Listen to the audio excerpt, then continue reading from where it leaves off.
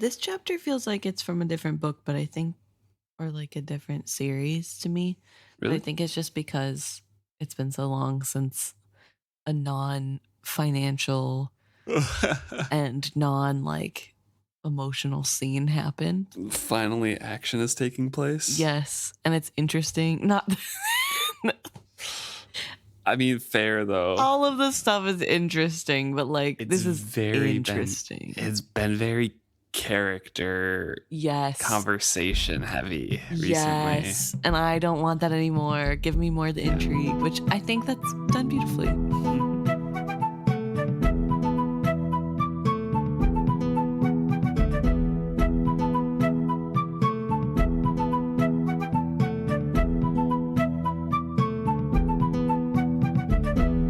Welcome back to another episode of Is Fits Happy. I'm Luke, And I'm Emma.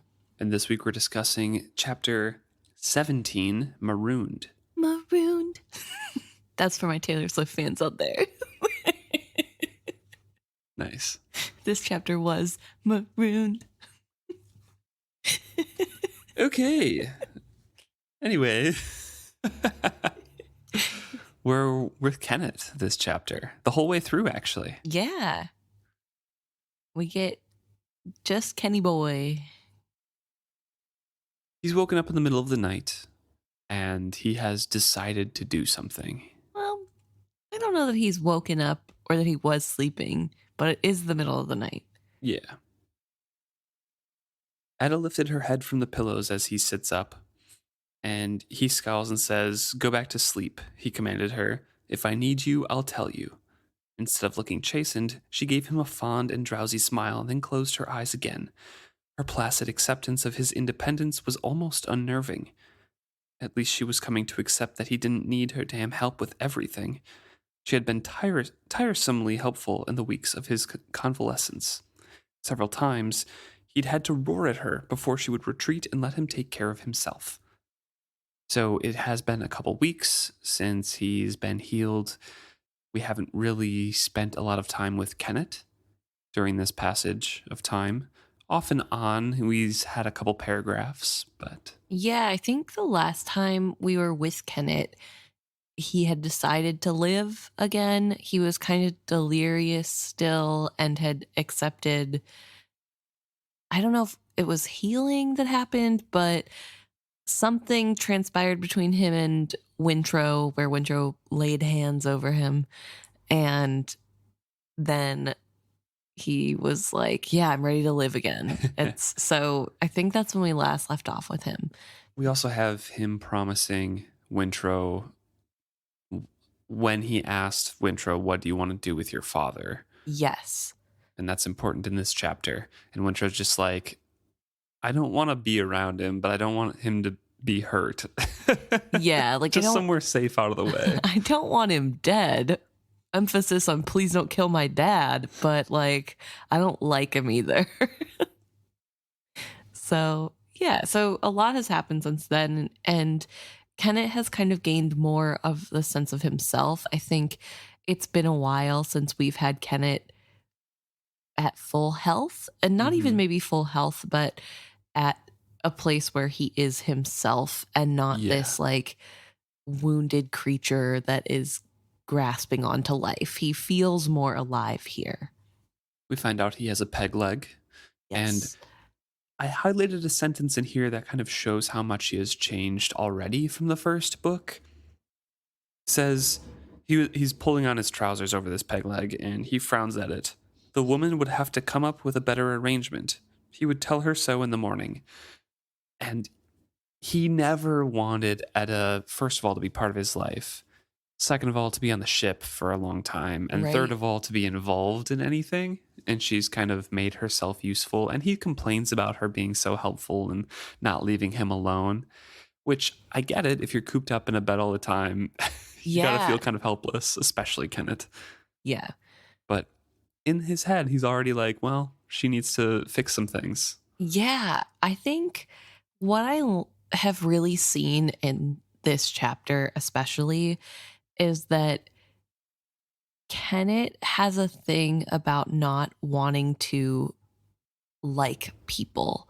He doesn't want to And be dependent on him either. no, he doesn't want to be dependent on anyone. He doesn't want to admit that he likes people. Yeah. And I think that shows especially here because, spoiler alert, we're going to meet his mom. And I think the way he treats his mom and the way he treats his past that we find out bit by bit as we go throughout this chapter really show a little bit more of that damage that Ygritte has done, the permanent damage where Right. there's still a man standing on the outside, but the inside of his heart has been burned and destroyed by this person who has taken everything from him. And that doesn't just go away because he killed him or because Kennit killed Ygritte. Kennit still has the scars of people will take from you no matter what. And so you have to not have anything show that, like, you can't show other people what they can take. Yeah. And with Kennit being partially forged by Paragon as well, or at least part of his personality, we've talked about this with Fitz. You aren't, and they talk about with Fitz and Tawny Man, you aren't able to grow past those memories that were taken away. Yeah. You can't keep experiencing. So he has that hurt boy, those experiences on the ship. Yes, they were traumatic, and it's probably a good thing he didn't have them at that time. Mm-hmm. However, he's not getting past those. Yeah, he can't really mature and heal, even, I guess would be a better word for that. But I think that becomes increasingly clear. I think it makes Kennit all the more empathetic, although I don't think Kenneth's ever been argued to not be an empathetic character. He is a horrible person and makes a lot of really bad decisions. But I think this chapter, especially for me, really cements why Kennit makes the choices as frustrating as they are and as heartless as they seem, and why that makes sense. Yeah. Well, we see him getting dressed in his usual accoutrement, very nicely put together and well put together. He forgoes his sword because he thinks that's only a vanity for somebody with one leg, and he's probably right, so he brings a knife along instead. I do, or off-topic thing, want to ask, where did he get the peg leg? Like, was that carved for him by one of the ship people, or do you think Probably, or Divvytown, or is there a store in Divvytown that sells like peg legs and hooks for hands? I hope so. I really do. If not, I'm gonna set up shop there. So Sorkor's usual go-to shop, actually, for all of his brightly colored silks. I love the idea. There's like, I think Sorkor and Brashen shop at the same place. yes, oh my gosh, and the guy that sells everything has 2 eye patches, like one over both eyes. Yep. And nobody knows if he really needs them or not. Perfect. And a seeing eye parrot on his shoulder. Uh-huh. Okay. Oh, I love it. So he reminisces a little bit about what has been happening on the ship while we haven't been inside of his head, right? We have seen Wintro a little bit, Vivacia a little bit, I think, but this is the day-to-day running of the ship. And we get, all was at peace on the anchored vessel. The ship had been tidier and better run since he had reduced the crew in Divvytown. Most of the rescued slaves had been glad to leave the crowded ship. Some had wished to remain. He had sieved those rigorously. Some had simply not been able sailors. Others were too surly. Not all those with multiple tattoos across their faces were free spirits who had not bowed to slavery. Some, quite simply, were men and women too stupid to learn their tasks well and do them willingly. He did not want them any more than their former owners had. A dozen former slaves, victims of Sa'adar's influence, had insisted on remaining aboard. Kennit had graciously allowed it. It had been his only concession to their claim to own the ship. Doubtless they still hoped for more. Doubtless they would be disappointed. 3 others he had kept aboard for his own reasons. They would serve their purposes tonight. So I think this is really interesting because the last time we got any news about the ship and Kennit, it was from Wintro's point of view. And then Brashen's. And Brashen's, yes. So Wintro's point of view of this whole situation of how Kennit handled the ship's or the slaves that were on the ship was that he made a great choice and that it was super cunning of him to say that people could stay if they wanted to work their keep. They couldn't just have the boat. Yeah. And that actually got rid of a lot of the problem and still kept him looking like a leader. And then to have Kennet's point of view where it seems almost like, I don't know, he obviously thought about it and made a choice, but it feels less pointed than how Wintrow felt it was. Like Wintrow's like, wow, what a great manipulator, what a great decision maker. And Kennet's like, yeah, all this stuff happened. It's whatever. It's run of the mill for him. Yeah, He's yeah. genius all the time. So Definitely. these mundane things don't bother him.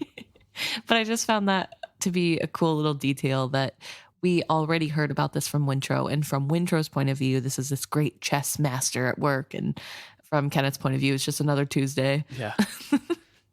Speaking of Wintrow, as Kennit is walking the deck, he finds Ankle, who is one of the slaves who we saw with Wintrow to begin with when he was trying to heal her chafed legs.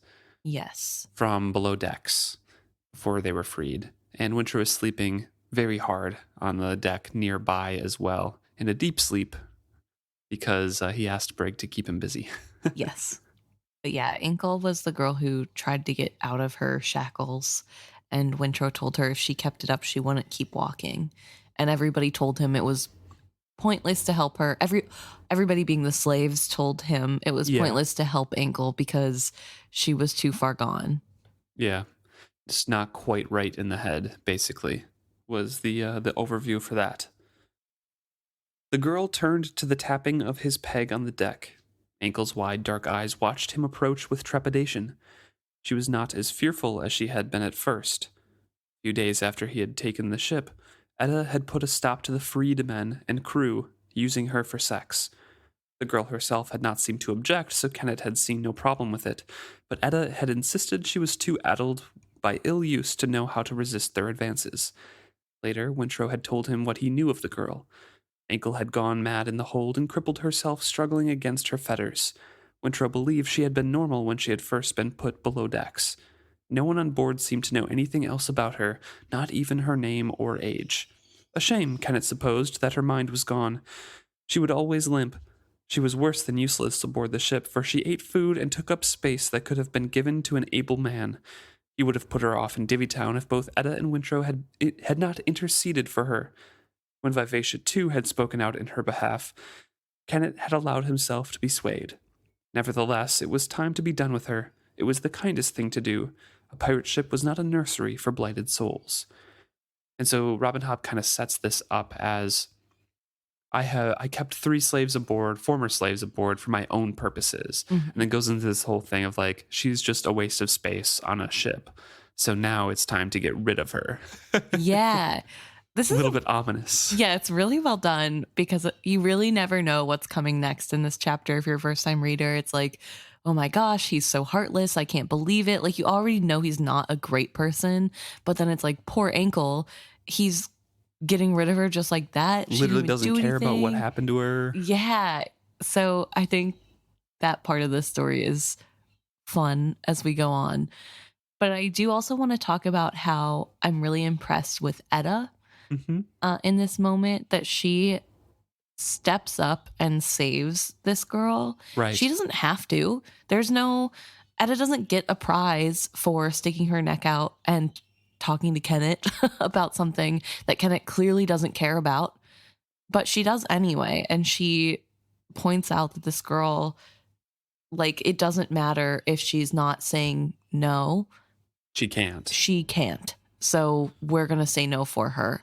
And I just really appreciate that. And I really appreciate that. I don't know. I think Edda is such a harsh and jagged character. She's so opposite of what you think in motherly, I guess, and affectionate, like you would normally think of as like a love interest character. And yet still you have this compassion coming from her. And I love that. I just think it's a lot of depth to that character. And it doesn't make her any less angular and sharp and cool. She just also happens to be compassionate whenever she needs to be. Mhm. And she's a girl's girl, so we love that. Well, Vivacia is asking Kennit here, like, what are you going to do with her? Because he can read, or she can read his intentions a little bit. Not much, as we kind of learn from her questions, but a little Right. bit. So she knows that Kennit is planning something and wants Ankle to follow him, etc. And he's just trying to placate her, basically. He's like, I mean her no harm. You know me well enough to understand that, but let's not wake the lad. Vivacia was silent for a time. I sense you believe you are doing what is right for her, but I cannot see what that is. After a time, she added, You block me. There are portions of your heart that you have never allowed me to see. You keep secrets from me. Yes, just as you keep secrets from me. You have to trust me in this. Do you? He made a small test of the question. She was silent, and then he walks forward and says out loud, as if it was the first time that they had talked that evening, Good evening, sweet sea lady. It is more than a good night, gentle sir, she replied in kind. He extended his hands to her, and she twisted to reach back to touch his. I trust you are well. Tell me, what do you think of my islands now that you have seen them a bit? So they have that little exchange in their head, and then kind of present a play for everybody else listening in, but it's an actual exchange. It's weird, very weird interaction to me because Yeah. he still goes up and like pretends that this is the first time he's greeting her, and she goes along with it. But then they go into just a continuance of a normal Yeah. conversation too. I I don't know. I kind of feel like it was Kenneth trying to reset the conversation That's and fair. it Steer it wasn't. away from it. Yeah, and just kind of go back to the whole flattery thing. It's really interesting to me that he's telling her she knows him enough to know what his thoughts and feelings are, and she's telling us that she doesn't feel like she knows Kenneth, that there's too much hidden, especially because I feel like she had free reign in his head for a little bit while he was wanting to die and knows all the intricacies of like how much of a bad person he actually is.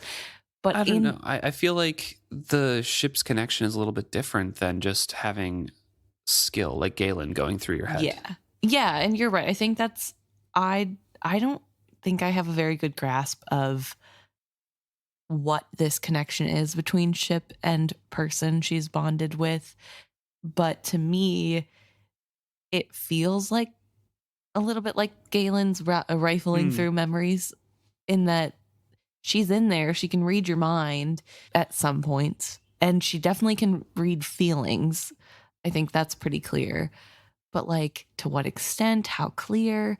I feel like it's similar to Verity riding with Fitz Yeah. when he's going to kill Regal, where he's like, "What are you doing? Like, what's going on here?" And then right at the end, he's like, "Oh, no, no, no, no, come to me. Like, don't do this." Fair So like enough. Yeah. you can kind of see some vague intentions or feelings or thoughts, but it's not upfront. There's a huge emphasis in this trilogy on mutually reaching out and Mhm. mutually coming to understandings and mutual communication, I guess. So it feels like that would kind of go hand in hand with a live ship connection of, yeah, there is that aspect of the ships are kind of beholden to whatever lives they soaked up before, but in Mhm. order to actually let them in, we had that whole, philosophical conversations and all the deep conversations with Wintro and Vivacia before of you're not fully accepting me in and you're not fully reaching out. So I feel like there's kind of that kind of consent gate, I guess. Yeah. And it's the same with Vivacia, though, because kind of does say it. She's not revealing all of her secrets. She doesn't talk about the serpents. She doesn't talk about her dragon thoughts. That's fair. Yeah. I guess you're right. I also do think that it's kind of crazy that Vivacia is still enamored with Kennit and isn't mad at Kennit for keeping things from her when that's how she was with Wintro. And now Wintro is trying and is trying to understand, and it's far too late. But Kennit, who is lying all the time and doesn't let her in and is on purpose keeping her out, it's completely different. She doesn't care. She made the choice for Kennit. She was forced to with Wintro. I think it comes down to that. This is her first love, right? Okay. This is her first free will choice of like, yeah, I'll be wooed by you. Okay. So Vivacia and Kennit are talking about the islands, and she's remarking on what she's seeing and relating it to what she experienced when she wasn't fully awakened yet with Captain Ephron. Kennit's getting a little bit jealous at this, and he's saying, "You still miss him, don't you?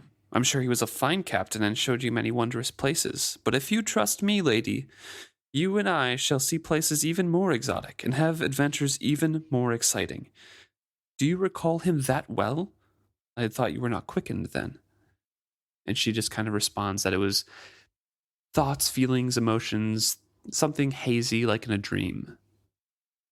Nothing sharp, but a scent, a horizon, the taste of a current will seem familiar and a memory comes with it. If Wintro is with me, it is sharper.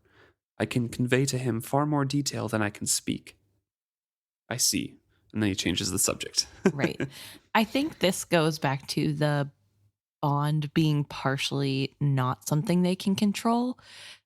I know that we have talked before about whether or not live ships can choose the bond, Yes. which is what Kennit is trying to do. He's trying to override an already existing bond, but also what ends up happening with Paragon too. And I think this gives it a really good explanation, and that it's not necessarily possible. It's just that the information they know from the family they're bonded with cannot be as easily transferred to a new person. And so I think that makes it so that what would be the point Yeah. of bonding with a live ship if you didn't get all the memories of the live ship? Right. So I don't know. I think that's an interesting twist to it. Mm-hmm. Something that just came into my head as well. Paragon, yes, does get sailed by Brashen, and maybe he can't get all of the memories, Right. but Kennit dies on Paragon's ship, so doesn't he always have a family connection with him, kind of? I mean, I guess it's like the former lives soaking in to quicken a ship, so it's not always like a connection there, but Kennit eventually does die on Paragon's decks. Yeah, but then no Ludlucks are sailing him. That's true. So a Ludluck died on his ship and adds to the other Ludluck bodies. But Yeah. It's just weird because it's like, I don't know. It came into my mind because of Paragon is a unique case in a lot of instances. And I'm yeah, just kind of wondering if that mattered because he carried Kennet's memories with him for so long, and maybe that allowed Brashen to have, I see what you're saying. to form an initial connection and allow Brashen to sail him Like, while Paragon is still mad. yeah. So, like, because he has a living bit of Kennit on him, he can be sailed by anybody. Yeah. Mm. And then eventually Brashen did form a decent working bond with him when Paragon was whole once again. Yeah, that could be. Vivacia is whole and is not crazy and mad and I was also wondering willing to kill people. if maybe it would work better with Paragon because he has such bad memories that not keeping those kind of helps him sail a little better. That's fair, yeah. I don't know. I don't know. Weird case, just kind of popped in my head. Tangent. So he changes the subject from Captain Ephron Vestrit and is thinking on how sometimes he misses Sorkor. And we learn that Sorkor has gone to the Marietta and is captaining the Marietta now. And that's Marietta is nearby. Yes. He bids farewell to Vivacia, saying that he needs to avoid some trouble tonight, and says, "Think of me until I return." "I shall." There was puzzlement in her voice. but he walks away, gestures to Ankle, and she follows him. When he reaches the captain's gig, which is a small boat, for those of you who do not know, Mhm. he tells her to wait there, stay, and says, I'll take you for a ride when I come back. He left her sitting there in the darkness, and he passed the sailor on anchor watch and acknowledged him with a nod. The sailor bobbed his head but made no comment. Captain Kennit had always done as he pleased on the ship. He even sensed that the crew was more confident now that he had resumed his erratic tours of the ship. It reassured them that all was well with their captain. He talks about how he could move almost swiftly now with his crutch and his peg leg, but it was not without discomfort. Right. He's going to take a long time to build up calluses on his stump, and until that happens, it's going to be very uncomfortable. Right. And not only that, but there's also the chafing of using a crutch and just the pain of using a crutch. Yeah. Which anyone who's ever used a crutch will definitely agree with. Yeah, I recently had an injury where I had to use crutches, and that was way worse than I thought it was going to be. For like one day, yeah. Yeah. Oh, that was horrible. So, all the sympathy. But here we have Kennit with chafing and pain, but it's okay. He can still get around and he's independent. Yeah, and there's no more of the whiny Kennit that is despairing at the change and how awful his luck is that he now has to have pain when he walks. He's just kind of accepted that's part of life and he's going to have to get used to it and he's moving on. And I think we see a lot of that, the changed mindset of there's no sense in wallowing in what can't be changed. And I think that's kind of growth from Kennit. Because Kennit seems one to wallow, so. Yeah, he kind of made that mental switch, as you mentioned at the beginning of this episode, when we last saw him, and has carried that on.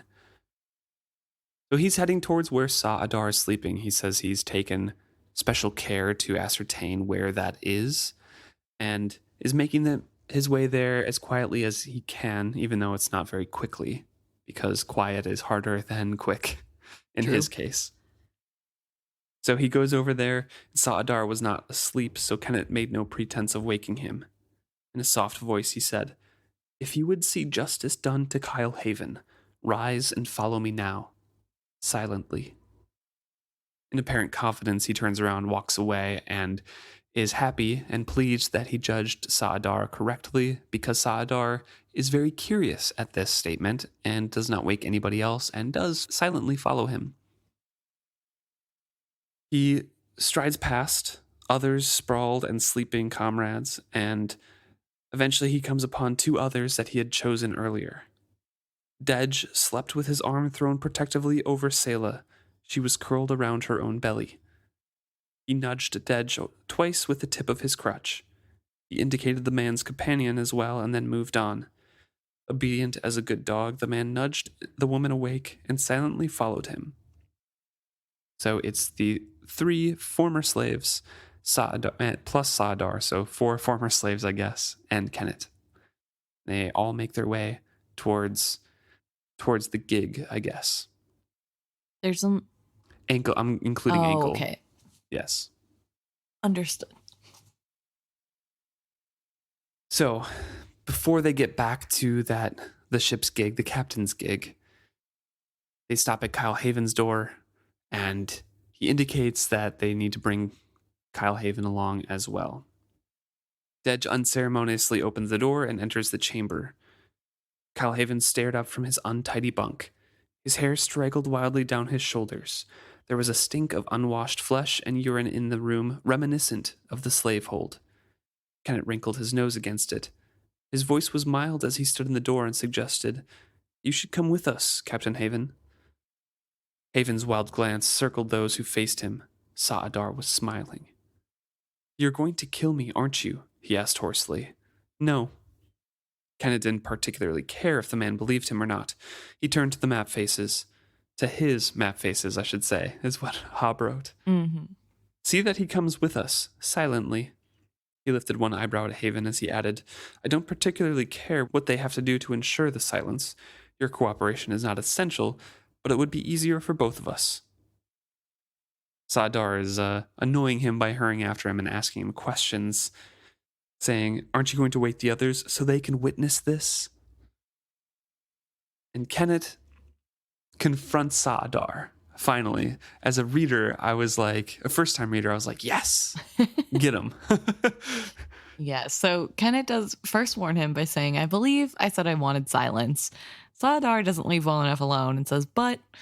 And Kennit decides to turn around, balance on his good leg, and whack him with his crutch. Yeah, he basically balances on his leg, leans up against the wall, and just lashes out with his crutch and hits Sadar really good on the leg.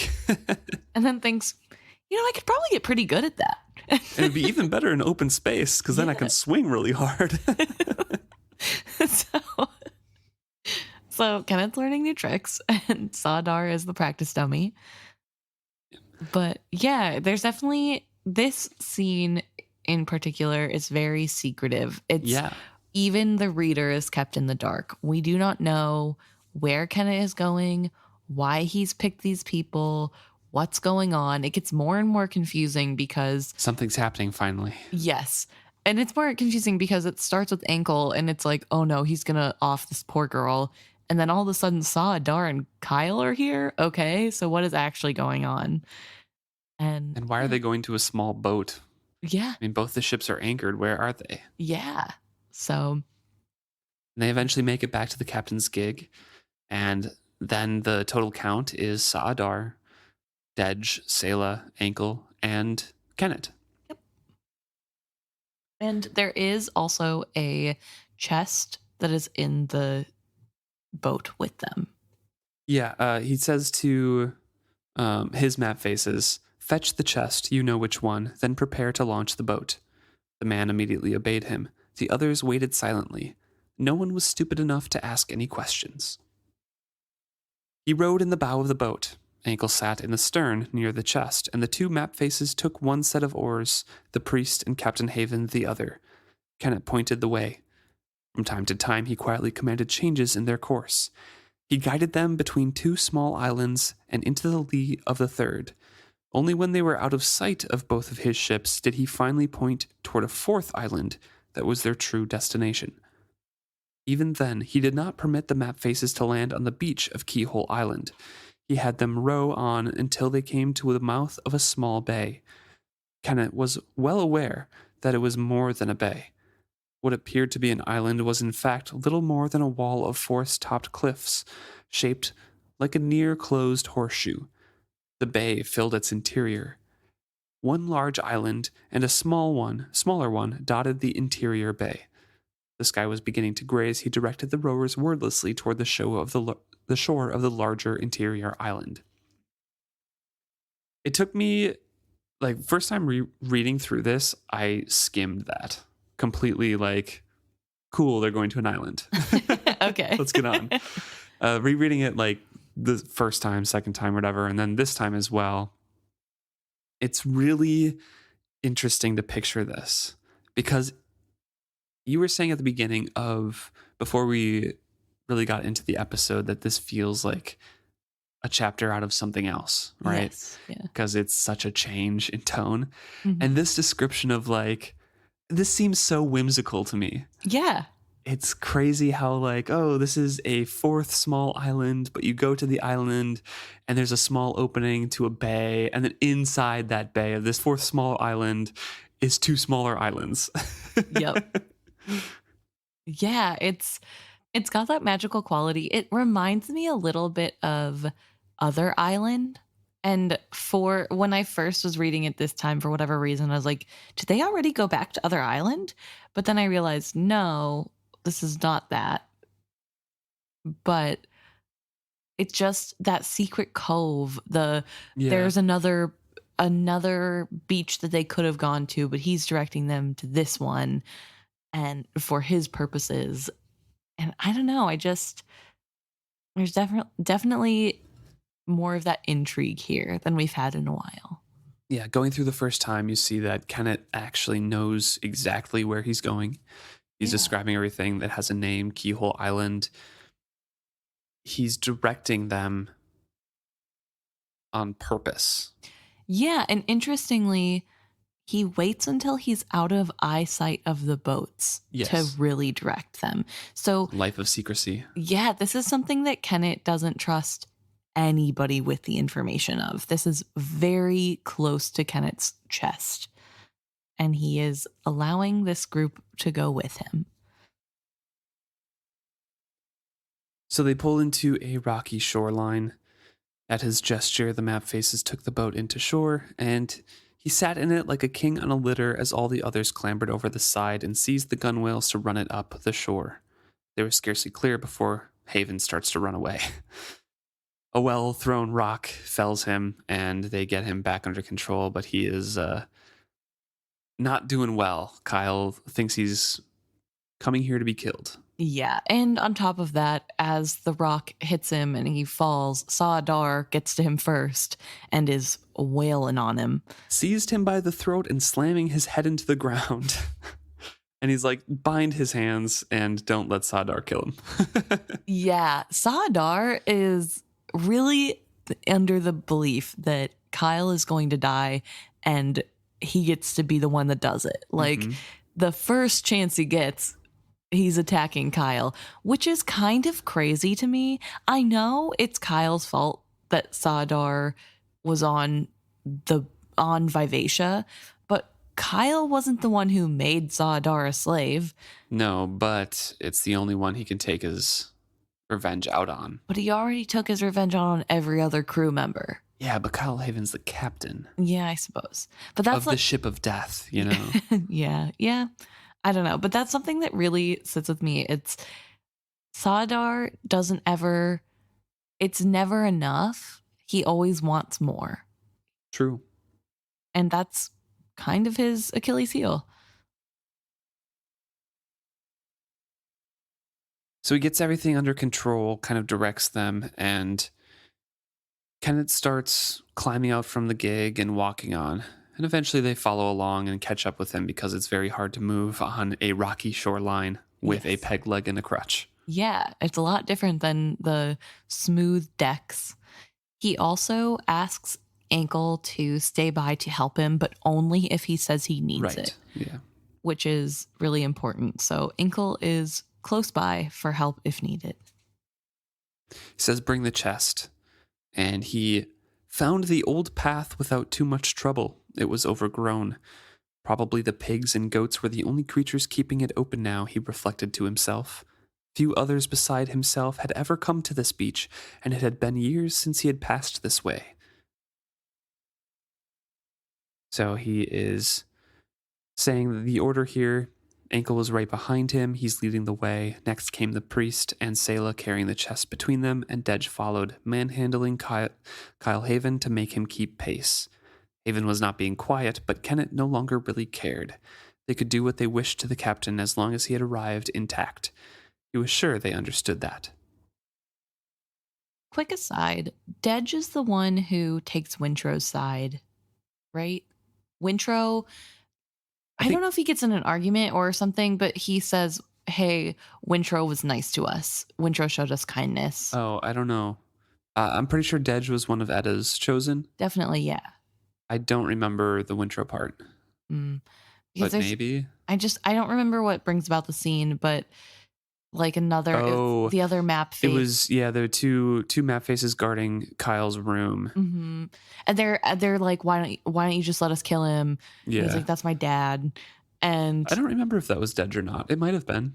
Because I feel like Wintrow decides to make a point to ask that, look in their eyes and ask them their names and treat them like humans. So. But yeah, Dej is at least one of them that held Kennit down during his surgery. Yes. So they trudge on this old path for a while, and eventually the trail leads gently uphill and dips and begins to wind down into a gently rolling interior of the island. Kennit paused for a moment on the lip of that small valley. Forest gave way to tussocky pastureland. A grazing goat lifted his head and regarded them warily. Little had changed. To the west he saw a tiny thread of smoke rising toward the sky. Well, maybe nothing at all had changed. The path gave a twist, then headed through the forest toward the smoke. Kennit followed it. There's more description that the crutch is eating a hole through his armpit and he needs a rest and there's sweat trickling down his back, but he's Kennit, so he can't show any sign of weakness. He just keeps going on. But this is a big excursion for him and a big exertion of his energy. Yeah, this is the first big outing he's gotten since healing. Mm-hmm. They come upon a clearing and once more Kennit halts at the edge of it. Probably as a break, but it also gives time for the other people to take in the view. Yeah, and the view is a garden, a tidy garden, and a home. Mm-hmm. Chickens cackled and scratched in a pen just beyond the small hen house. From somewhere, a cow lowed questioningly.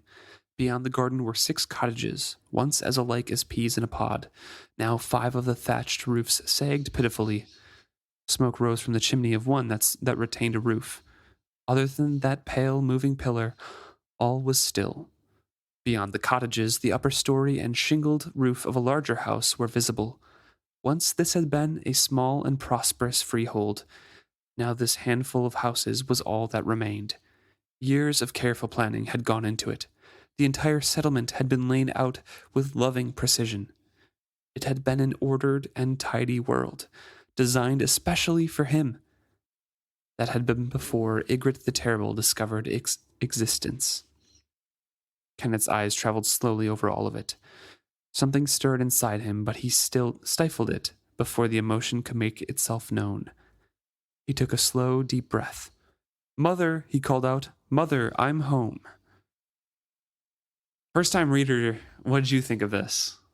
I was shocked he even still had his mother around. Yeah, true. I think I was... It's been years since he'd been there. Yeah, I'm flabbergasted. It's crazy to see where he comes from. I don't know why, but even now, whenever I picture Kennit and what he was doing before Ygritte, I just picture him on board Paragon. Yeah. I don't picture him having a house and a yard and a family. It's just like him sailing around on Paragon with his dad. But yeah, instead it's this beautiful laid out thing. And I think it's really interesting that that's what his dad created. Mm-hmm. He was from Bingtown. He was the son of a trader from Bingtown. Okay. I think his father was completely born in Divvytown. Okay. I think. Okay. Well then, I'd have to go back and relook at my notes. Okay, but fair enough. But yeah, so it's interesting to have here that they had their own little hold. Who lived in those 6 huts? Who were they? How did they get picked? Probably his crew, right? Oh, I guess, yeah. That makes sense. But yeah, so I think that's crazy. And I just want to know what the people were thinking that he brought with him. They're in this little tiny hidden remote island. And all of a sudden, Captain Kennit is just like, "Mom, I'm home." That's crazy. And there's only one house that looks good, or Yeah. in somewhat decent repair. Yeah, that's crazy. What did you think when you read it? I mean, it's been so long since the first time I read it, but I think it was about the same thing, right? It was just like, oh my gosh, what? Kennit's a human? He's got family? parents? Yeah. He was born? He was spawned. Yeah. For 2 breaths, nothing happened. Then a door was slowly opened. A gray-haired woman peered out. She squinted in the early morning light as she peered about the yard. She finally spotted them on the far side of the garden. She lifted a hand and clutched at her throat, staring wide-eyed. She made a small sign against wild spirits. Kennit gave a sigh of exasperation. "It's me, Mother, Kennit, your son." As it always had, her caution exasperated him. He was halfway across the garden before she was all the way out of the door. She was barefoot, he noted with distaste, and dressed in cotton tunic and trousers like a peasant. Her pinned-up hair was the color of wood ash. Her eyes widened as she finally recognized him. She hurried toward him at an inglorious trot. He had to suffer the indignity of her squashy embrace. She was weeping before she even reached him. Over and over she pointed at his missing leg, gabbling in sorrow and query. It's so sad that Kennit has such a loving mom, and this is Kennit's internal monologue. I mean, yeah, he has all of that love and pain stashed in Paragon. Yeah. All of it. Yeah. Yeah. It just, oh, it makes me so sad for his mom, especially because that lady is precious and does not deserve the son that she gets. But, I guess that's not fair because Kennit wasn't always this way, I'm sure. I don't know. He probably had to be a little bit of a jerk because I feel like, I don't know.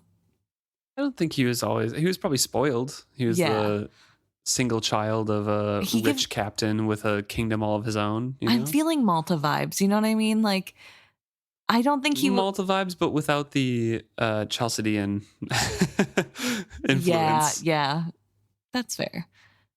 But no, so like I feel like he probably was always a little bit like Malta, but obviously his life has hardened him into the horrible person he is today. But yeah, we have his sweet little cute old lady mom, and he's embarrassed. And it's like, who cares? These people that you brought with are not gonna. It doesn't change their view of you in the way that you think, I guess. Right. It's just crazy to me that he cannot understand human empathy. And I suppose Or you can understand it, but is disgusted at it. yeah, yeah. But I mean, I guess to be fair, somebody like Kyle might judge or Saadar is going to Yeah. judge, but those aren't necessarily good people anyway. Yeah, So, Saadar definitely judges him. They have yeah, a confrontation later about it. yeah, but not in the ways that he's thinking. It's not like, oh, Kennit is less of a man because his mom isn't a dignified lady. Like, that's not what they even are judging on. Right. So I don't know. Yeah. So he says that years ago, her tongue had been cut out. Although he had had nothing to do with that and had sincerely deplored it at the time, over the years he had come to see it was not an entirely unfortunate incident. She still talked endlessly, or tried to, but since the event he could steer the conversation as he wished it to go. He told her when she agreed with him and when a topic was settled, as now. Which is, oh, it's so frustrating in this chapter. Yeah. He's just like, I can't stay long, I'm afraid, but I've brought you a few things. And just saying, like, have done, it's fine, it's all right. Like, ignoring her questions about his leg. And he steers her towards the cottage, brings in the chest, saying, it has a few gifts for you, some flower seeds I thought you would like, some cooking spices, some cloth, a tapestry, a bit of this, a bit of that. They go into the cottage. It's very tidy, but also very bare. On the table were smooth shingles of white pine, brushes and dyes were laid out beside them. So, she still painted. Yesterday's work still rested on the table, a wildflower done in intricate and realistic detail. A kettle of water bubbled on the hearth. Through the door into the second room, he glimpsed the neatly made bed. Everywhere he looked, he saw signs of a simple and placid life. She had always liked things that way. His father had loved opulence and variety. They had complemented one another well. Now she was like half a person. The thought suddenly agitated him beyond his self-control. He paced around. I feel like this is so interesting because we are really getting so much about Kennit Slowly, it was doled out to us now. All of a sudden, it's Yeah. just slow over this chapter, but this chapter has tons Yeah. of information. Yeah, it is so much. I feel like knowing that his mom is a bear essentialist really explains why he doesn't like things being too overboard or too gaudy. Mm-hmm. It really But shows. he still likes very fine things from his dad. Yeah. So he still has that taste. He still has the Divvy Town taste of wanting opulence. But because of his mom's influence, he doesn't need to overly show that. You can do so much more by understating it.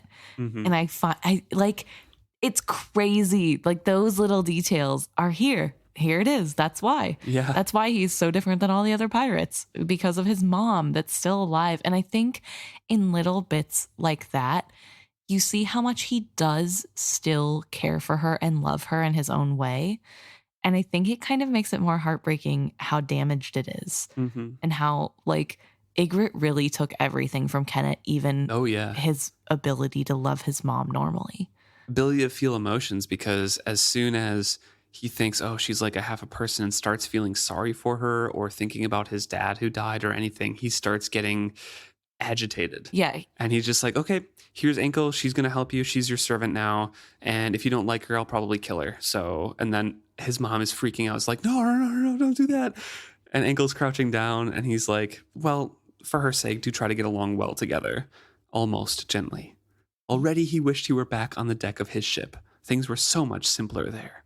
I think this is a place where he feels really vulnerable. Yeah, I yeah. think talking with his mom, being around his mom, and in the place where so much hurt happened, it's hard for him to feel like he is fully in control. He doesn't Mhm. have, he can't fool his mom, right? Right. His mom knows what happened. But I think also it's that fear to approach the feelings of compassion, of humanity. He clearly avoids this place, which is even sadder because clearly his mom truly loves him and really wants him around. And yet, Kennit doesn't, he avoids, he says it's been years since he was last here. He hasn't even seen her for multiple years. Right. And it wasn't necessarily something that seemed to be on the forefront of his mind. I mean, we do get little bits where he thinks of his mom and is disgusted and then goes back to not thinking about her. So he clearly cares, but he hasn't been acting on it. And Right. here he is again, and he can't even give his mom time to enjoy his company. He's pushing her away. Now he introduces her to Captain Haven, saying, say hello and then goodbye. He'll be staying, but you won't be seeing him. I'll be putting him down in the old wine cellar under the big house. Ankle, you will remember to give him some food and water now and then, won't you? At least as often as you were fed and watered aboard the ship, right? That seems fair to everyone, now doesn't it? They were all gaping at him as if he were mad. All save his mother, who clutched the front of her blouse and wrung the fabric between her hands. She looked distressed. He thought he knew the problem. Now remember, I have given my word that he is to be kept safe, so I insist you do just that. I'll chain him up well, but you must see to the food and water part. Do you understand? His mother gabbled frantically at him. He nodded in approval. I knew you wouldn't mind. Now, what have I forgotten? He glanced at the others. Oh, yes, look, Mother, I've brought you a priest, too. I know how you like priests. His eyes drilled Sa'adar. My mother is very devout. Pray for her. Or bless something. Sa'adar's eyes went wide. You're mad. Scarcely. Why do people always accuse me of that when I'm arranging things to my liking instead of theirs? He dismissed the priest. Now, these two, Mother, are going to be your neighbors. They have a baby on the way, they've told me. I'm sure you'll like having a little one around, won't you? They're both handy and at heavy work. Perhaps the next time I come to visit, I'll find things in better repair. Perhaps you'll be living in the big house again. The old woman shook her head so violently that her gray hair flew free of its pinning. Her eyes went wide with some remembered pain. She opened her mouth in a quavering cry. It revealed the stump of her tongue. Kennit looked aside in distaste. This cottage does seem quite cozy, he amended. Perhaps you are better off here. But that doesn't mean we should stand by and let the big house fall down. So he glances over at Dej and Selah and says, you two may choose one of the cottages for yourself, as may the priest. Keep him well away from the captain. I promised Wintro that his father would be kept somewhere intact, where the boy no longer needed to worry about him or deal with him. Before I get to that response, we have a lot of Kennit talking over his mother. Yeah. Because she cannot convey what she wants to say. Right. Or at least she can, and Kennit is just ignoring. Right. And we see the full plan laid out here. The secrecy is finally unveiled. Yeah. Captain Haven is going to be kept prisoner because he promised Wintro that he would be kept safe and out of the way. Mm-hmm. And he gets rid of Ankle and Dej and Selah. Yeah. and makes them useful. Makes them useful, helps out his mom so he assuages his own guilt. Yeah. It's crazy to me. Kennit is so close to being an actually pretty good person. He makes decisions and does things that are for the betterment of a lot of people. And he actually is really helpful. And when he puts his mind to it, he is good at ruling. He is Right. good at making choices that are for the greater good. And he has no qualms about deciding those things and making it so. And that's really impressive. And yet we get to see his inner monologue with that. And that makes him such a despicable person. Like, on the outside, he is a good person. It is no wonder so many people are ardent followers of him and really believe in him, because if you don't have the inner monologue where he is constantly disgusted with everyone, thinks everybody is underneath or beneath him, and thinks that most people near him are less than human, like, you, of course you would think he's a good guy, but instead we have to know he is this horrible, horrible person on the inside. He has all these awful thoughts that are just terrible. He doesn't see slaves as human beings. He doesn't think Etta is a real person. Like, it is insane to me that yet, despite all that, he still makes good choices and he still could be a good person. You know what I mean? Like, ugh. So Kennit reveals that about Captain Haven, that this is him keeping a promise to Wintro. And Kyle speaks up, and he's incredulous. He strangled, and then the furious words roared out of him. "This is Wintro's doing? My son did this to me?" His blue eyes flew wide in hurt and justified hatred. "I knew it. I knew it all along, the treacherous little viper, the cur." Kennit's mother cowered from his vehemence. Kennit casually backhanded Haven across the mouth. Even supporting himself on his crutch, Kennit managed sufficient force that the captain staggered backward. "You're upsetting my mother," he pointed out coolly. "I suppose it's time I put you away. Come along, then. You two, bring him." This he addressed to his map faces. Turning to the girl, he commanded her, "Make some food. Mother, you show her where the supplies are. Priest, stay here. Pray or something. Do whatever my mother wishes you to do." Saadar announces, "You can't command what I do. You can't make me your slave." Kennit glanced back at him. He gave him a small smile. "Perhaps not. However, I can make you dead. It's an interesting choice, don't you think?" He turned and left without a backward glance. Saadar is so weird. Yeah. Like, what would it hurt to... This woman has done nothing to you, and she's clearly upset. Why wouldn't you even just try to get to know her to use that against Kennit in some way? You clearly want to do that. But instead he's like, "No, I'm not doing anything. I'm not even going to pray. I don't care. You can't make me." Okay, 12-year-old, like, chill. I get that this is like a very serious situation and life and death is on the line, but it is wild to me that he is not even trying to appease Kennit in this moment to figure out what the best strategy is. He doesn't care. We've talked about it a little bit, though. He's a broken man, right? Yes, definitely. He kind of went overboard when he was freed because he had no control of his life, and this is him. And he's saying it in here. You can't control me, right? You're not going to make a slave out of me. Right. You can't command me. That's his whole thing now, is he needs to be in control of his own life. And he's harboring, some hatred towards Kennit for stealing his rightful property Right. in the ship.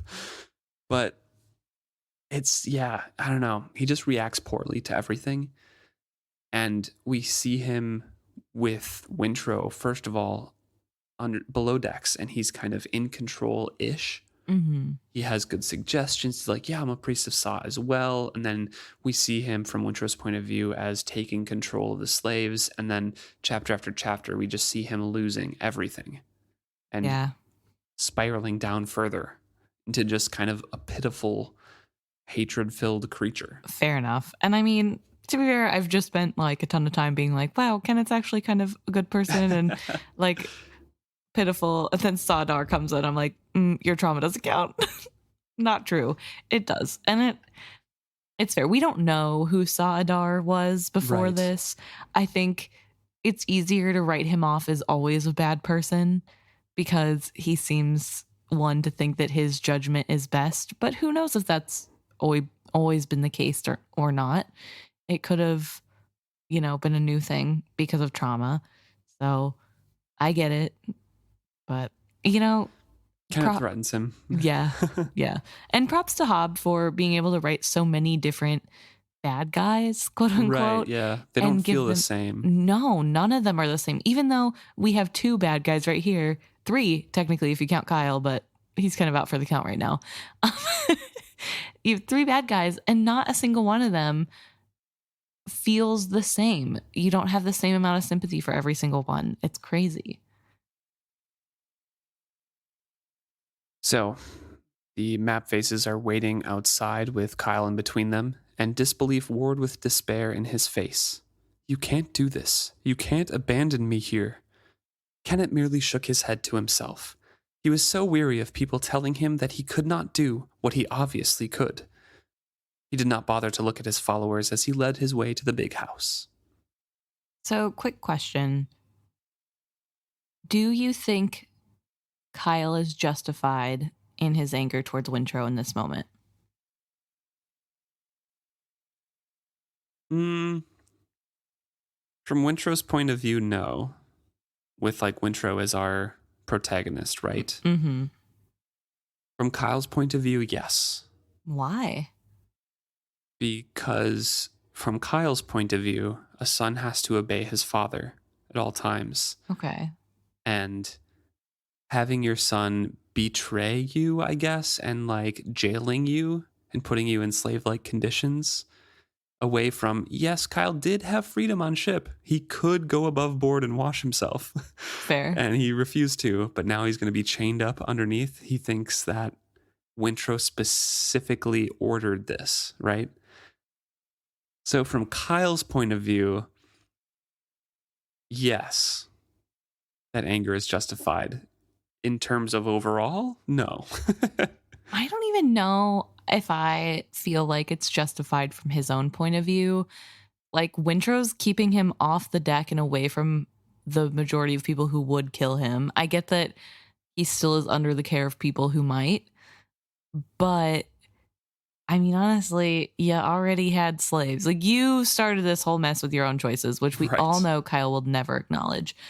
But it almost feels like more of a freedom. He was clearly too afraid to even live in the ship. Mm-hmm. So obviously it's horrible that he's going to be chained to a wall. I don't wish that on him, but also I think feels safer. Yeah, he had some hope of being ransomed though, and with his son going, no, chain him up and imprison him, then he's away from the person who makes decisions. But that's not what was said. And that's not what Kennit makes it seem like was said. Kennit literally just says, I promised Wintrow that I would keep his father safe but out of sight. Yeah, I promised Wintrow that his father would be kept somewhere intact where the boy no longer needed to worry about him or deal with him. So that's not Wintrow was like, hey, can you chain him up and in a... Yeah, but I'm talking about from Kyle's point of view. Yeah. But I mean, even from Kyle's point of view, he's extrapolating to be the worst possible outcome. Yes. Yeah. Yes. I agree. Okay, well, it doesn't matter. So anyway. That's what he was doing with Wintrow on ship, too. True. So they are heading out towards the big house where we've gotten some peeks at what that means.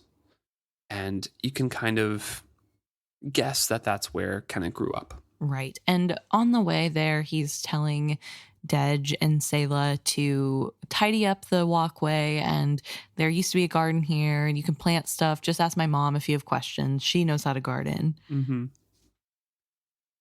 And even the big house had taken some damage in that long ago raid. There were scorch marks on the planked walls where the flames from the neighboring structures had threatened to set it ablaze as well. Such a night of flames and screams that had been. as the supposed allies revealed their true intent. Such an orgy of cruelty as Ygritte indulged to his sensual limits. The smells of smoke and blood were forever intermingled in his memories of that night. So this is, again, a look into what happened. Ygritte and his crew came to Kennit's father as allies. They were a partnership, and then they were betrayed. Yeah, I guess I didn't realize that's what that meant. Mm-hmm. I don't know what I thought it meant. I guess I thought that like they were under attack and they thought they had allies coming to save them, and the allies were actually just Oh Ygritte. no, yeah, it was Ygritte the whole time. He kind of got the information out of them, came to there, and then it's like, oh, I'm taking your live ship now. Yeah, I want this. Mm-hmm.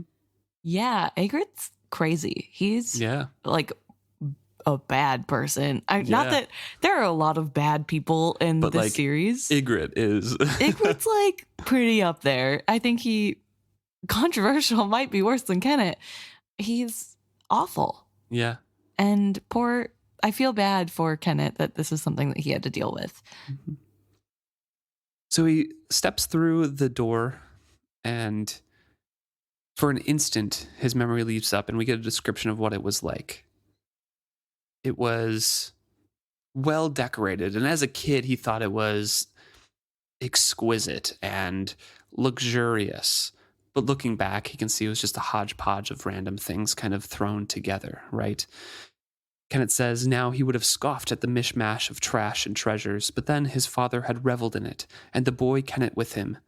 You'll live like a king, laddie, his father would say. No, better yet, you'll be a king. King Kennit of Key Island. Now doesn't that have a fine ring? King Kennit, King Kennit, King Kennit. Singing that refrain, his father would scoop him up and swing him wildly about, capering drunkenly around the room. King Kennit. So now we know why Kennit wants to be king, Mm-hmm. and why he truly believes he is destined for it. Yeah. He was raised to think that that was his. He is meant to be a king. Of course he's going to be a king. And he's just dreamt a little bigger than what his father had. So King Kennit of the Pirate Isles, not just Key Island. Yeah.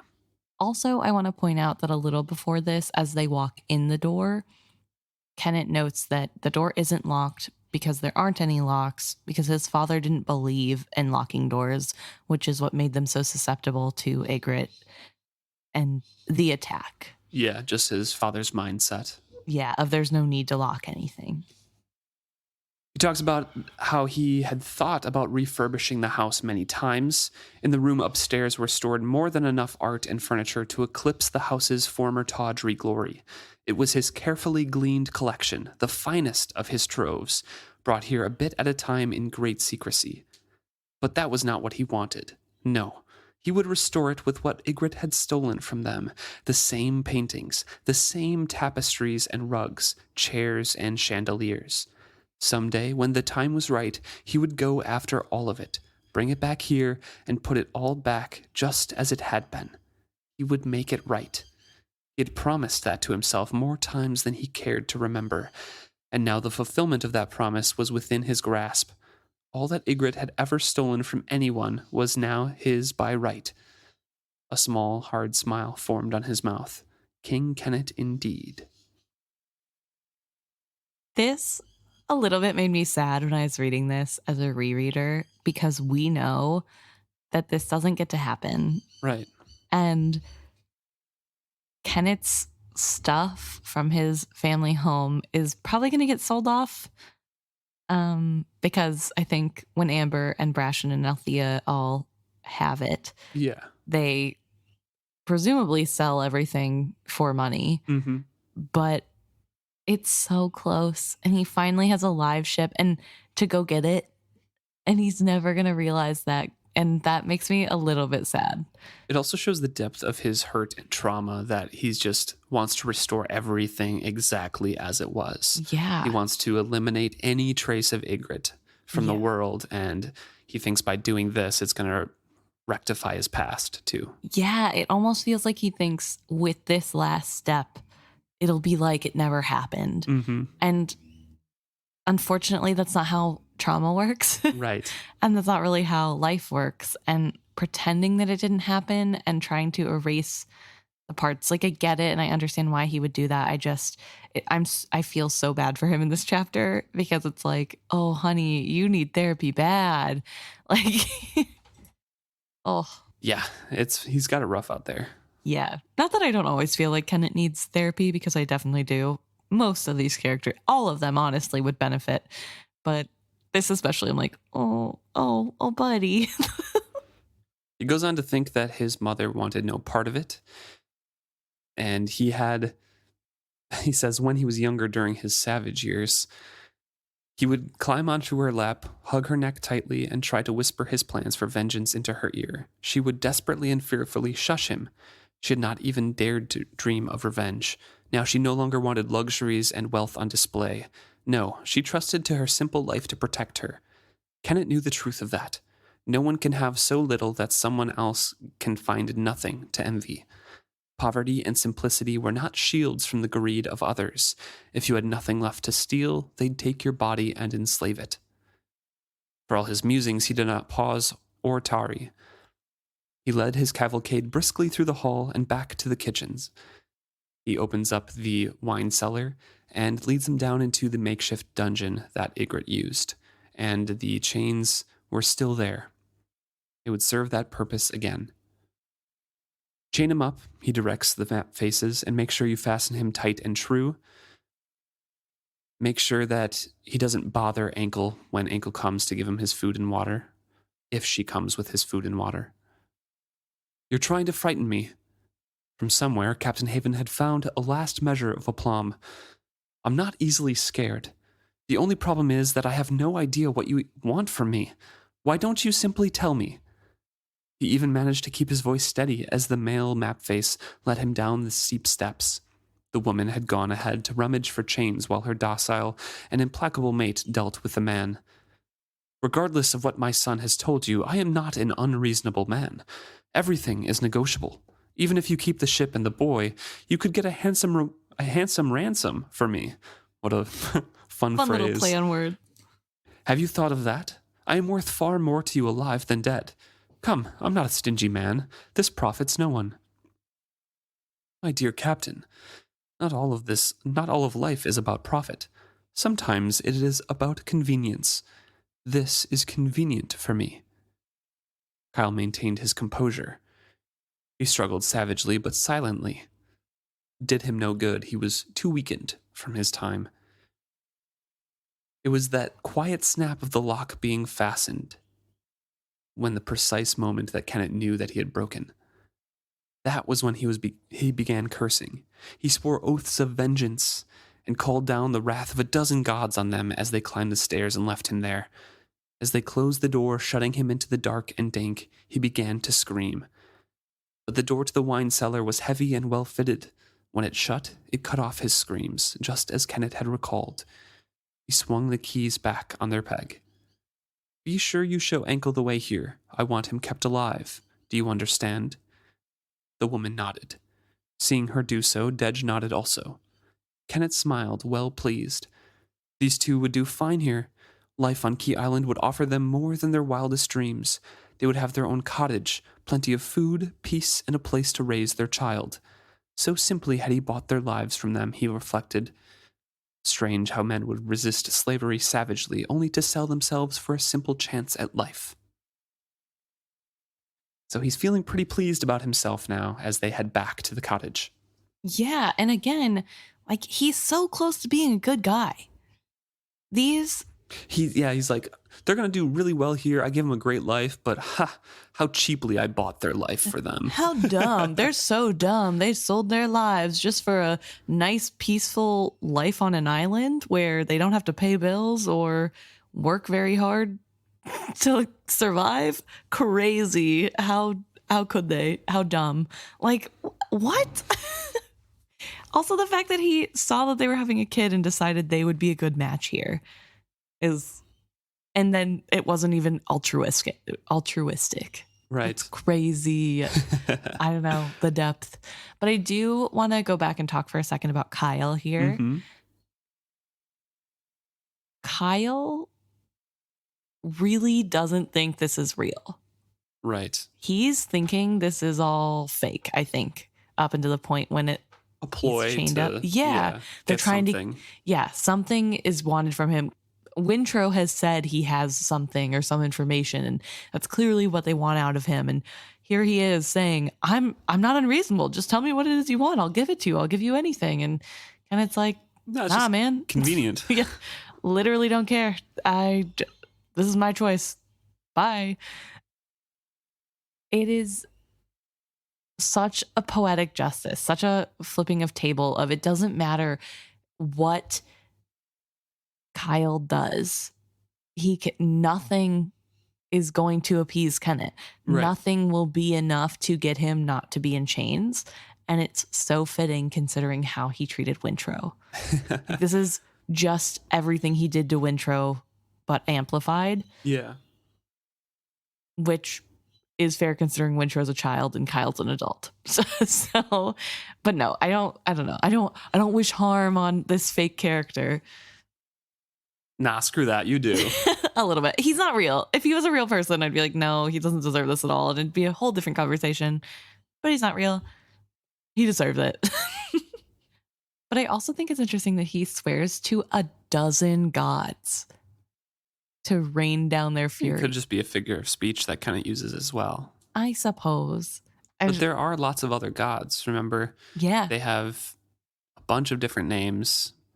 But the followers of Sa say they're all just faces of Sa. Yeah.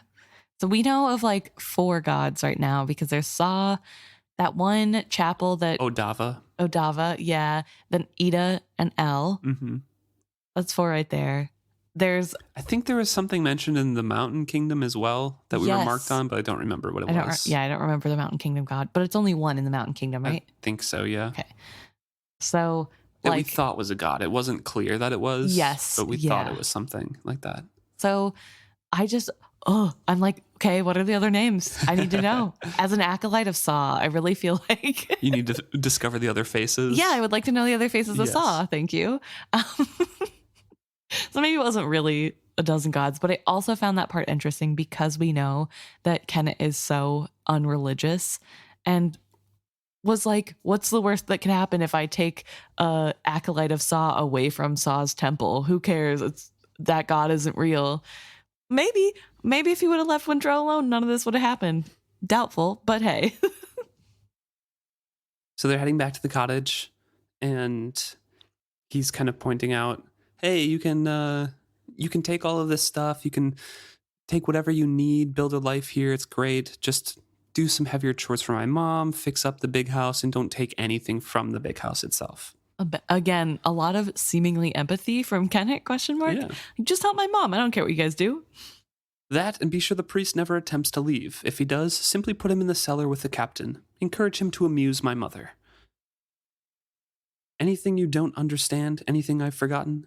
It's all quite clear, the woman replied quickly. We'll keep our end of the bargain, Captain Kennit. Make no mistake. She rested one hand atop her belly as if pledging to the child within rather than to him.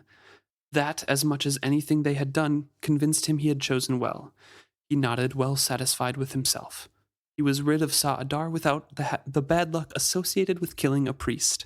I highlighted that, which is interesting considering what you were just talking about. Like, oh, he doesn't believe in God. He took someone, a child of Sa away from his temple. Killing a priest associated with bad luck. Interesting. Well, Kennit may not believe in a higher power, but Kennit does believe in luck. True. Kylehaven would be where neither he nor Wintro had to fret about him, yet he was still available to be ransomed off later if Kennit chose to do so. The disposal of the others had been convenient. They had rowed the boat ashore and seen that neither the priest nor the captain gave trouble. Yes, he had planned well. So he goes into the cottage very well pleased with himself. He sees that Sa'adar is standing in the corner, arms folded on his chest. He did not look as if he were praying. His mother was going through the contents of the chest, oohing and ahhing over things. And Ankle is gimping the short distance from the hearth to the table with a platter of fresh flat bread. His descriptions of people are Horrible. crazy. He's just like, he's never calls Dej and Sayla by their names besides that first time. He calls him his map faces, the man, the male, the woman. He like picks on the one part of their appearance or personality that's mean and is like, that's their defining factor now. It is, I mean, fair enough. It paints a pretty vivid picture, but it is crazy. It's very blunt and there's rude. no humanity in it. Yeah. It's so mean. I'm like, this must be what it's like to live in a bully's head. So he's looking at everything around and he finds fault with the simple accommodations and the mismatched tea set. He did not like anyone to see his mother living in such circumstances. When he was king, it would not do for such tales to be noised about. Next time I come to visit, I shall bring you a proper tea set, mother. I know you are fond of these old pieces, but really. And there is food set out, and he helps himself to a piece of warm bread.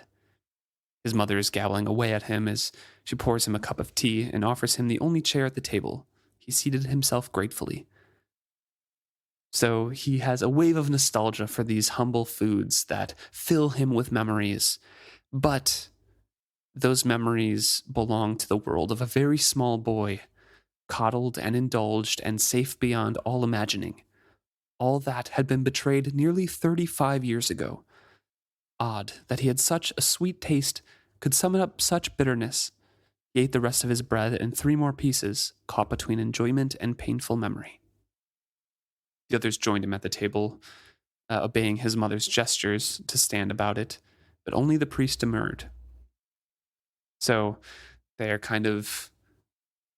He remarks that everyone is kind of struck dumb by his mother's muteness. Yeah. So they're all just kind of like nodding and like, not really talking and just kind of enjoying the meal. Yeah, they don't really know how to act. Yeah. They're not... It's a weird situation. Yeah, it's definitely weird. And I mean, I'm glad he brought these people in for his mom, because I think leaving her there alone is pretty heartless. And I know that it's because he doesn't want her to be in danger. Like, it definitely stems from a place of wanting to make sure that she stays alive. Yeah. But I'm glad that he has now gotten to a point where it's like, I'm going to leave somebody there so that at least she can have help. Yeah. And it is pretty heartless. And with the description, her dumbness seemed contagious. Ankle appeared almost competent in this humble setting. Yeah, it's... Oh, man. Kennit. That's your mom, dude. And that's a girl. Yeah, like... I don't know. And, like, you don't have to like your family. That's, like, whatever. But Kennit's mom has not done anything that we have known, that we are made aware of, that would make him not like her. Right.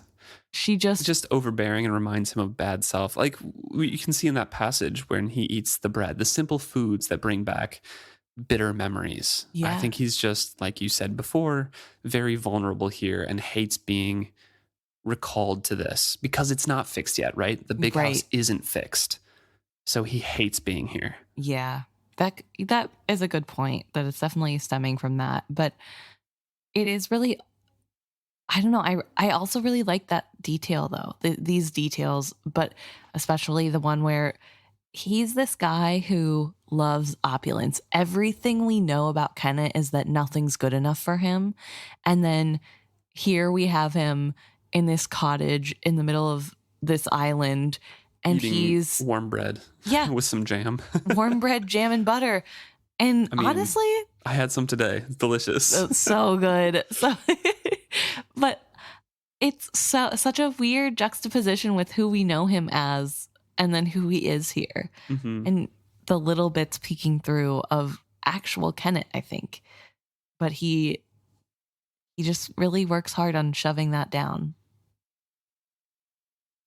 He finishes his tea and rises from the table and once again talks over his mother, saying, I must be going. Now don't start. You know I can't stay. I won't forget the teacups, I promise you. I'll bring them the next time I come. Because she's looking into his eyes, and the pleading is obvious there, but he chooses to misunderstand, of course. and just says, oh, no, it's the teacups. I'll bring them all with the pretty little designs you like. I know exactly what you like. Blah, blah, blah. And he kind of overrides her and just, yep, everything's to my liking. I'm going to keep it moving and keep it how I like it now. Right. It occurred to him, eventually, he could select others to come and live here on the island. It could become his secret kingdom within a kingdom. So he's already looking towards the future with this. He's feeling very, very father-like when he's, saying, hey, you got that baby on the way, expect it to be growing, and another one maybe even. Yeah, we have It's just like, jovial Kennit. Like, oh, can't wait to see the family you guys make. Ankle, be well. just the patriarch of the whole clan. Yeah, and it really, I kind of love that in this moment. It's like, yeah, I have something good here. I'm building something good and I can make it better. I can decide who comes here. And you see that little bit of needing to be in control, how every detail needs to be in his control. And it's paired up with the next scene with him being like, she surrendered as she always did, but she starts to weep as she always did. Yeah, so it made no sense to him. Yeah, you definitely see the need for control from Kennit, and you can tell why. And then, surprising everybody, of course, Saadar's like, I'm not staying here. Yeah, no thanks. Kennit paused to stare at him. Oh? No, I'm going back to the ship with you. Kennit considered this. A pity. I am so sure my mother would have enjoyed having you here. You're certain you won't reconsider? The pirate's smooth courtesy seemed to rattle Saadar. He looked all around himself. Kennit's mother still wept. Ankle had approached her and was cautiously patting the old woman's shoulder. Dej and Selah looked only at Kennit. Their alert and expectant waiting reminded Kennit of well-trained hunting dogs. He made a small hand motion. The two map faces relaxed slightly but remained attentive. The priest looked back at Kennit. No, I will not stay. There is nothing here for me. Kennit gave a small sigh. I was so sure you'd stay, certain of it.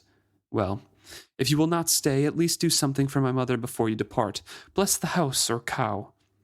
Saadar gave him a disdainful look. I suppose I could do that. I know you could. Take your time. As you have noticed, I do not move swiftly these days.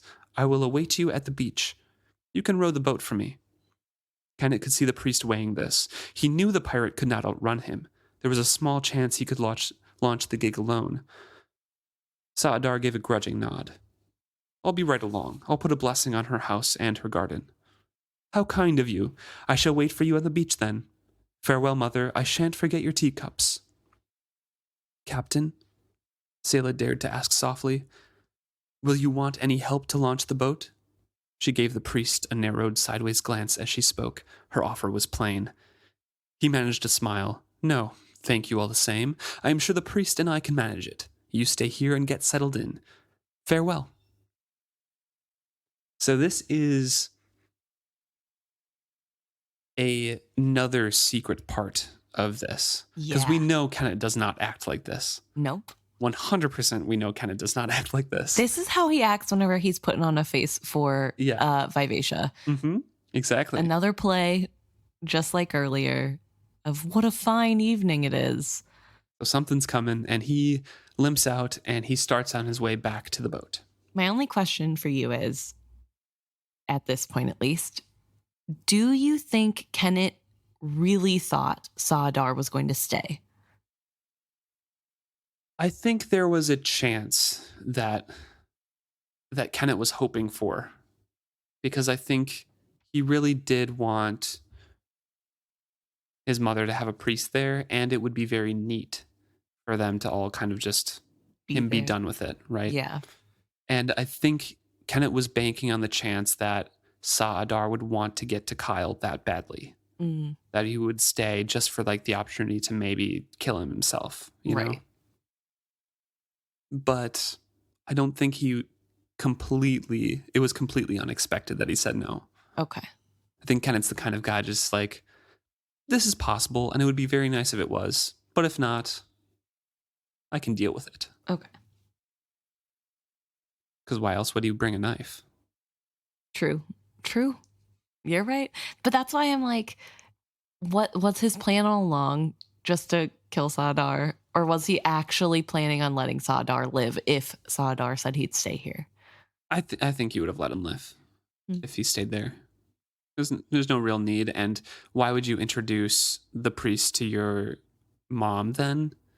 The I mother that he guess. doesn't really want to like terrorize, Yeah, fair and enough. then instantly have your your new neighbors kill him. Don't worry, Mom. We'll get rid of him. So he is walking his way back to the beach and he is thinking on things, thinking it over. He decided he did not need to fear treachery from the priest, not just yet anyway. Sa'adar needed him to return to the ship. He would not be welcomed aboard without the captain. So he gets back to the beach and he's thinking he's so weary, he could scarcely lift his leg high enough for the peg to clear the sand. He reached the gig and sat down. The tide was coming in. Soon the boat would be afloat, but it promised to be a long row back to the ship. Had he overestimated his strength? He wanted to drowse. So we get more talk about how exhausted he is and how this is very, very strenuous on his newly healed body, or still healing body. And he spurred himself, wondering if the priest delayed coming back to him to visit Captain Haven. No, Dej would not allow that. Not unless they had been in league all along. If that were so, they would come soon to kill him. They would have killed his mother already, of course. They would have found his treasure carefully stowed in the big house. They would come to kill him because he had been so stupid. What would they do then? They could not return to the ship. Alternatively, could they? Was there enough treasure there to buy Sorkor and Edda, Wintro and Brig? Perhaps. His heart grew cold with anger at his own stupidity. Then he smiled a wolf's smile. Perhaps there was enough treasure to buy human hearts, but not vivacious. The ship had already come to love him. He knew that. One could not buy nor steal the heart of a live ship. The heart of a live ship was true. Ygritte had proved that many years ago. I have two things about this. Yeah. First, the most recent. If a live ship's heart is true, how did he get into it? This isn't his live ship. It's not his family's live ship. It's still true to Wintro, but you can't do incredible harm to the bonded person and have the live ship thank you and welcome you into their heart. Wintro is also enamored of Kennit. Mm. He's thinking of Paragon here, right? Right. Paragon wasn't swayed or bought by Ygritte. Ygritte had to keep Kennit there. Yeah. But he terrorized and traumatized Kennit. And Paragon brought Kennit back to life multiple times. Right. But Kennit really hasn't done much to Wintro. Wintro has the run of the ship. Wintro has been taken under his wing. He had a connection with Kennit. But this isn't about Wintro because he thinks Wintro can be bought. Yes. So if he believes Wintro can be bought, how then is Vivacious safe from being turned away from him? Because they won't do him harm. No, in this situation, he's already dead. Oh, that's right. He is... Well, because I think in his mind, with Vivacia having bonded him and having Kennit dead, Vivacia will not go along with any of the killers boarding her. Okay. That's what they're talking about, because they were talking about they wouldn't be welcome back on board unless they bought off all of these people. And he's like, oh, but the ship wouldn't let them on board either. Fair enough. Okay. Yeah. Okay. Yeah, because I'm like, okay, well, you're not actually bonded to her. It's not actually your ship. So that's the most recent thing. You said you had two. Yes. The other thing I wanted to talk about is his spiraling here. Yeah.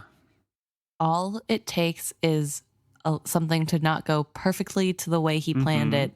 And all of a sudden, Everybody's out to get him. He made a horrible decision. Everybody's dead. His mom's dead. His treasure's gone. He's going to be dead. It's not the first time he's thought about it. No. And I think after this chapter, seeing this, we know why. This is a very vulnerable thing that he has done. And he was fine and happy. And just a few paragraphs ago, the patriarchal figure of the town and, you know, shooting finger guns at everybody saying, see you next Tuesday. And now he is spiraling in this sense of, oh my gosh, they're all out to get me. They're going to destroy everything. And I think it goes back to what he was saying about his mother keeps this bear home in thought and because she thinks that will save her. Right. And people always are greedy. There are always greedy people out there. Having nothing doesn't stop them. And I think that's one of his core beliefs. And that belief here is why he can't, as soon as things are outside of his eyesight, his eye line, his direct control, he just has to trust that people are going to do the right thing. Right. He can't do that. Yeah. And I feel really bad for him that is just a lasting thing for him. He will never trust anyone fully. And Kennit smiled as he prepared himself and waited. Yeah. He prepared himself for the whole crew to come over and kill him. Yeah. And it's so sad. And it's even worse because he can't even mourn the fact that maybe his mother is dead because he can't admit that he cares. Yeah. He is just pushing it all so far. He is the embodiment of prepare for the worst. Yeah. And he does not hope for the best. No, he never hopes for the best. There's no hope there. There's no hoping. There's trust to luck. That's it. Yeah. But eventually he does see Sa'adar stamping towards him like an angry man. So, Kennit thought to himself, you did try to sway Dedge to your cause. You failed. As he approached, Kennit climbed into the gig and seated himself on the rowing seat. He did not bother with a greeting. Push it out into the water. Sa'adar glared at him. It would be easier if the gig were empty. Probably, Kennit agreed affably. He didn't move. That is so funny to me. Like, Kennit in this scene is very funny. It's like, I know he's about to murder this man, but but like, this is a comedy right here. Like, every interaction so far with Sa'adar has been a comedy. Kennit really just doesn't give an F about anything to do with Sa'adar. Sa'adar's like, complain, and Kennet's like, okay. What do you want me to do about that? Sounds like a you problem. You need me. Yeah, literally. As much as Kennet's a horrible person, I love Kennit in this, that aspect of him coming through here. So yeah, he's like, yeah, you're right. Would be easier. Anyway, get to it. So Sa'adar is the person who has to push the boat in and launch it, and Kennit is giving him directions like, keep pushing or she'll beach again. In my head, I have this image. Sa'adar is like pushing really hard and nothing's happening. And Kent's like, you have to wait for a wave. Like, so bored over it. Like, come on, dude, you should know. And Sa'adar is like just getting more and more angry and red in the face. And then Kent's like, nope, don't stop now. Soon popcorn. Soon Sa'adar was waiting alongside, trying to pull himself over and into the boat. Kennit pulled steadily at the oars. So it's been a while since he's rowed, and he's bracing his peg against the bottom of the boat to keep it from slipping, and even so, it was difficult to pull evenly. A wave of desolation engulfed him as he decided that nothing would ever be completely as it had been. Wait, Sa'adar complained as he scrabbled to get aboard. Kennit ignored him and continued to row. Sa'adar was still only halfway in when the next wave lifted the gig. The priest clambered aboard like a landsman, gasping and shivering as the brisk sea wind hit his soaked clothing. Once he was well aboard, Kennit shipped the oars. It pleased him that even with a peg and crutch, he moved more gracefully than Sa'adar as he shifted his seat. The priest, arms clutched about himself, sneered at him. You expect me to row? It will warm you, Kennit pointed out. He sat in the bow, holding his crutch, and watched Sa'adar struggle. Rowing a gig, even on a calm day, soon becomes serious work. So he's being Captain Kennit, King Kennit here, directing his crew of one, to do all the work and tiring Sa'adar out. Yes. I find it so interesting. I mean, obviously Kennet's doing this for a greater purpose and because he's going to kill Sa'adar. But it's crazy to me that Sa'adar feels like he's entitled to do nothing in this instance. You know, like he's in shock and horror that he has to be the one to the push. sole person rowing. Yeah, but there's only, I guess they could each have a oar. Each have an oar. But Kennet's a captain of a ship. I don't know, like not that I believe in hierarchy, but there is kind of a social hierarchy in life. Also, Kennit is missing a leg, so you'd think that there would be that aspect of even just wanting but he was rowing just 30 seconds I know. before. I mean, like, he's definitely fine, and missing part of your leg doesn't mean you can't use your arms. Like, but I'm just saying that you think that as a former priest, there'd be compassion of like, oh, I will help out and like, anything. Nah, Sadar's like, why do I have to do it? And Kennet's like, because I told you to. And it works? Question mark. Well, like Kennit said, Saadar needs Kennit to board the ship again. True. So he has to go along with anything he says. Fair enough. The progress is slow, but Kennit is unconcerned. He could see Saadar's impatience to be back aboard the ship and the furious energy he poured into his task. He decided to engage him in conversation as well. So, are you satisfied with the justice meted out to Captain Haven? I wanted to see him before I left, to spit on him one more time and wish him joy out of his chains and darkness. Dej would not let me. He and Selah both turned on me. But for me, they'd be slaves in Chalced right now. They would not be together still, and Selah's child could celebrate his birth with a tattoo on his face. He was panting now. And Kennit directs him, keep the nose to the waves, go this way, fix your eyes on that, and row towards it. And Saadar is exasperating, saying, one man cannot row this. You should take the bench beside me and help. It took 4 rowers to get us ashore. And Kennet's like, it was more heavy then. Besides, I am greatly wearied from our hike. In time, perhaps I shall take a turn at the oars and let you rest, he says. And I thought, as a rereader, that was a very nice touch of small foreshadowing. Mm-hmm. Kennit turns his face to the breeze and closes his eyes to slits. The bright sun danced on the moving water. Suddenly, even his weariness felt good. This was something he had needed to do. He had taken independent physical action on his own. He had proved to himself that he could still sway others to his will with little more than words. I do want to note that it does say sun, so that means that he did not wake up in the middle of the night. Like I said in the beginning of this episode, it was very early morning. It could have been the middle of the night because they've been there for a while. This wasn't a quick thing. Yeah, that's true. His body had been diminished, but it was sufficient to his ambition. He would triumph. King Kennit of the Pirate Isles.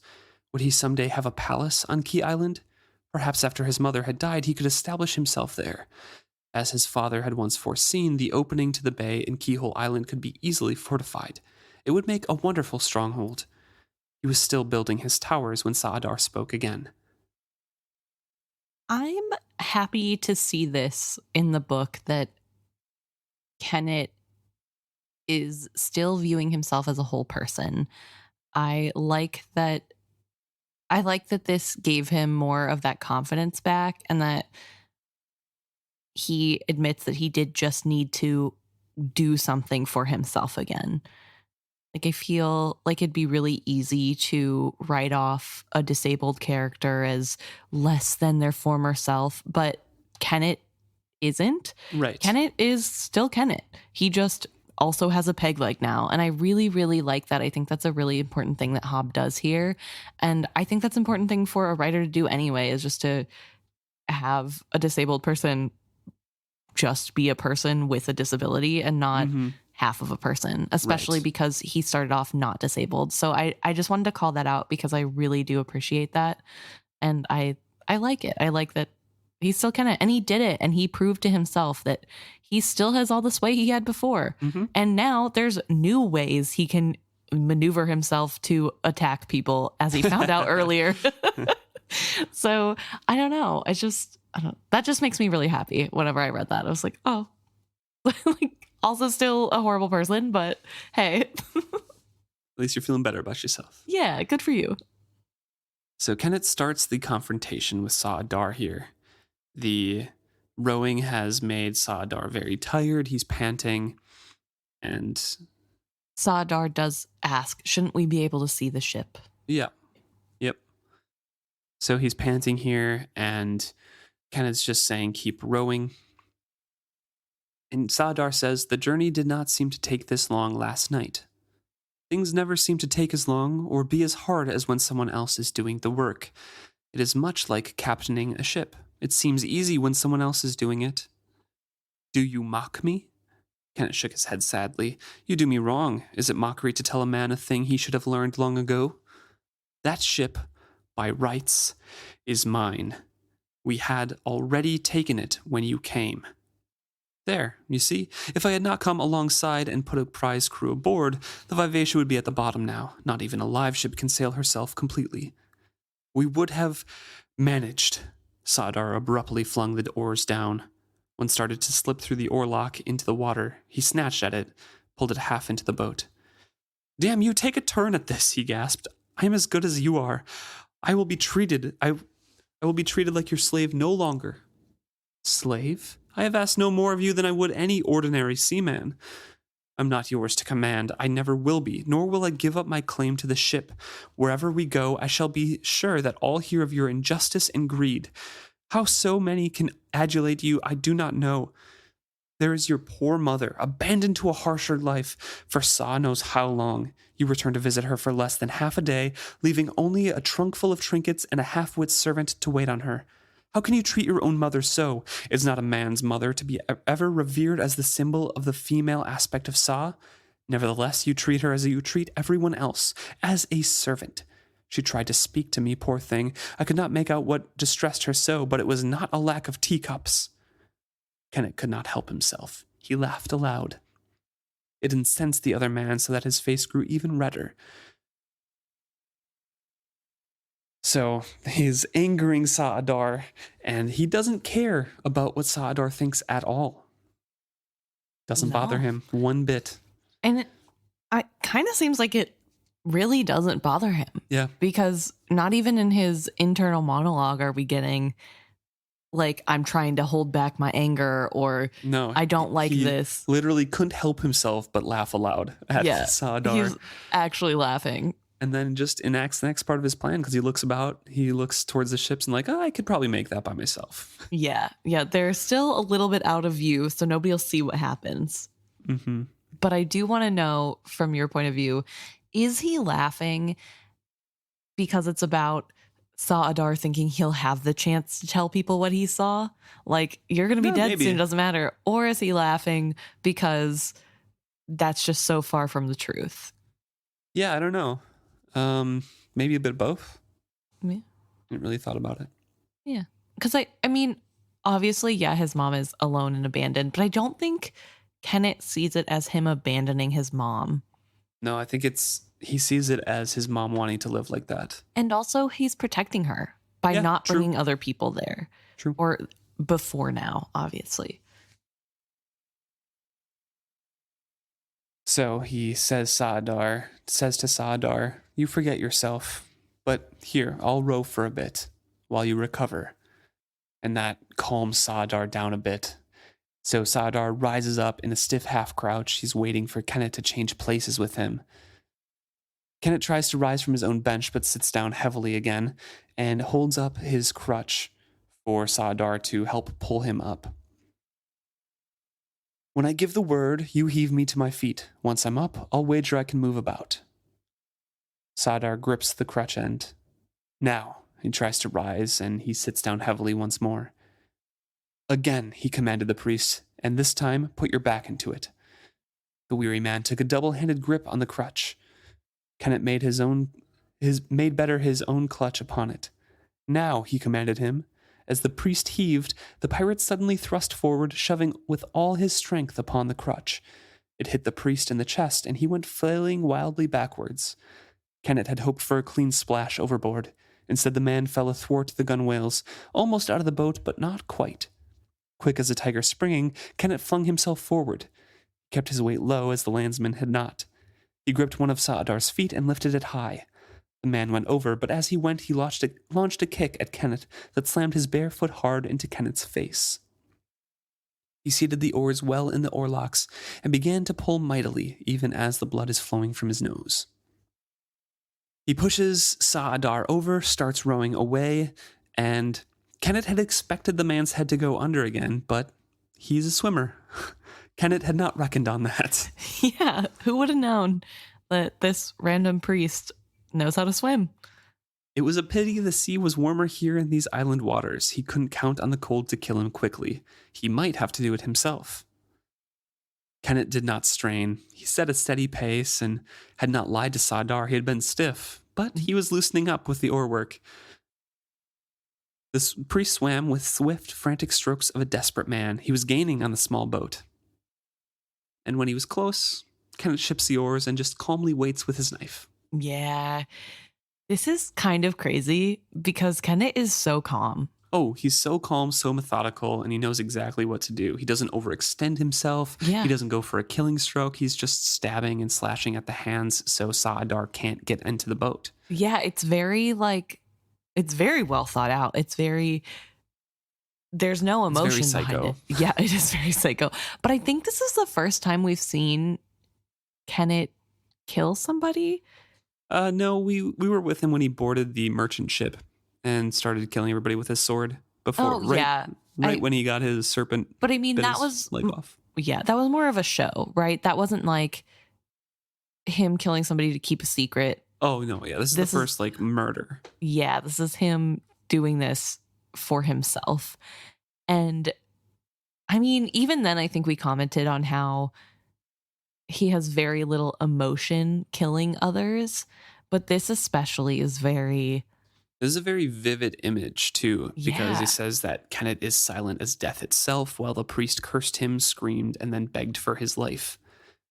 And it's just like sitting in a boat, in water, stabbing and slashing, quiet. I'm imagining him impassive-faced, like blank, just kind of... just watching to see what happens next to make the next move. The fact that he's sitting there calculating, I could go for a death blow, but that would put me in range to also be pulled into the water. It'd be harder for me to get back up, and I don't need to be greedy. I just have to be patient. That's insane. When he seized hold of the side and clung there stubbornly, the pirate risked a blinding slash across the man's face. Still, he clutched the side, begging and praying to be allowed to live. It infuriated Kennit. I tried to let you live, he roared at him. All you had to do was what I wanted you to do. You refused me. So, he risked a stab and the dagger went deep into the side of the man's throat. In an instant, his hands were warm and slick with blood thicker and more salt than the sea itself. The priest fell away suddenly. Kennit released the haft of the dagger and let him go. For a wave, then two, he bobbed face down on the water. Then the sea swallowed him up. He wipes his hands down on the front of his coat and says it was done, and he would live.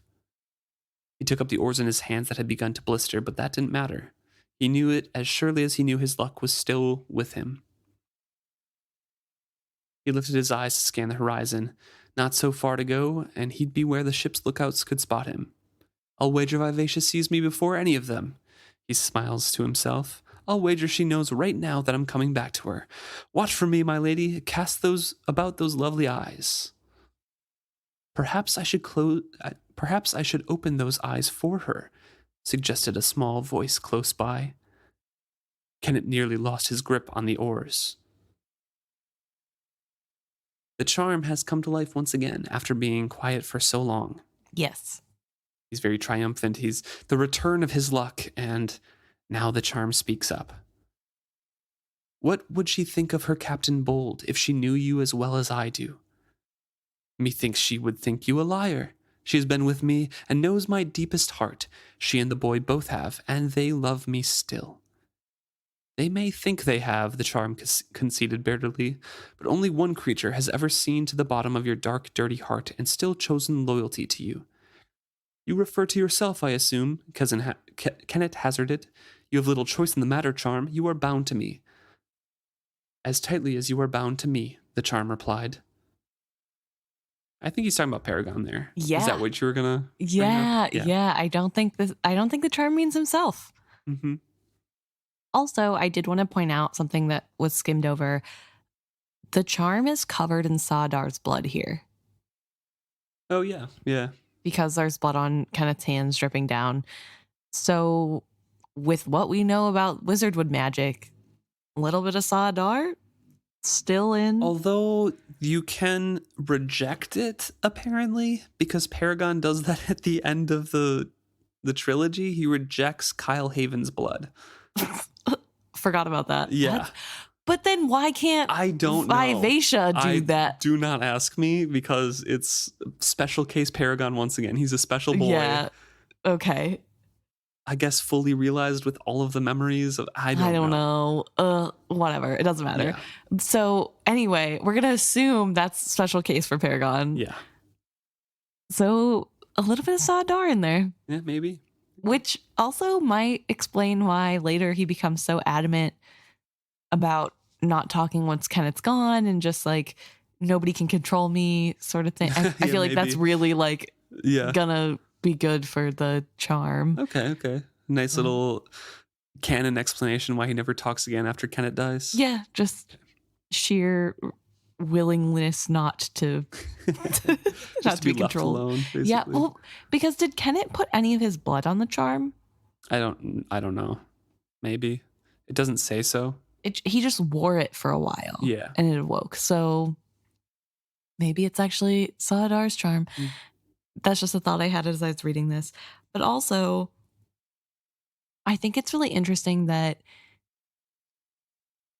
the charm is saying only one creature has ever seen to the bottom of your dark, dirty heart and still chosen loyalty.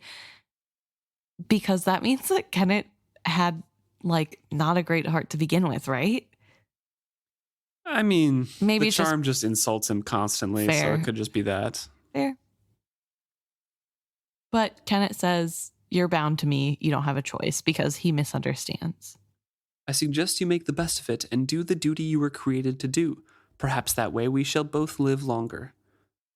I was never created for any duty to you, the charm informed him, nor does my life depend upon yours. But for the sake of another, I will do what I can to preserve you, at least for a time. So Kennit kind of reflects on that, says his luck was holding, and with luck a man could do much. Who do you think that one person, for the sake of another, is? Edda. Yeah, 100%. I mean, it's pretty obvious, actually. Yeah, but it's... The charm's got a little crush. Ooh. I think she sees in Edda what Vivacia sees in Malta, just that, like, that fierce personality again. Yeah. I would agree. I think, it's interesting to have a charm that is somewhat bonded to Kennit and doesn't like him. I guess you don't have to like the people you're bonded to. Right. And it, like you said, I think there is a lot of consent in this sort of bond and two-way street. And I don't think Kennit ever gets anything from the charm. The charm only talks out loud to Kennit when he wants to. Right. There is no internal sharing of anything that we can tell. But somehow the charm has seen through to the heart of Kennit, ? I don't know. Maybe because Kennit believed he had to do that for the luck to work or something. I don't know. But it's interesting. And I think I'm really excited to continue on again. It was a good breath of fresh air chapter. True. And Kennit's luck is holding. Yeah. Thanks so much for tuning in this week. If you have any questions or thoughts or theories, please let us know at isfitshappy@gmail.com. Or you can message us or leave comments on any of our posts. Isfitshappy at all of our social media pages on Facebook, Twitter, Instagram, Threads, YouTube, all of those, same place. Or isfitshappy.com, and you can find all those links as well. Yeah. See you next week.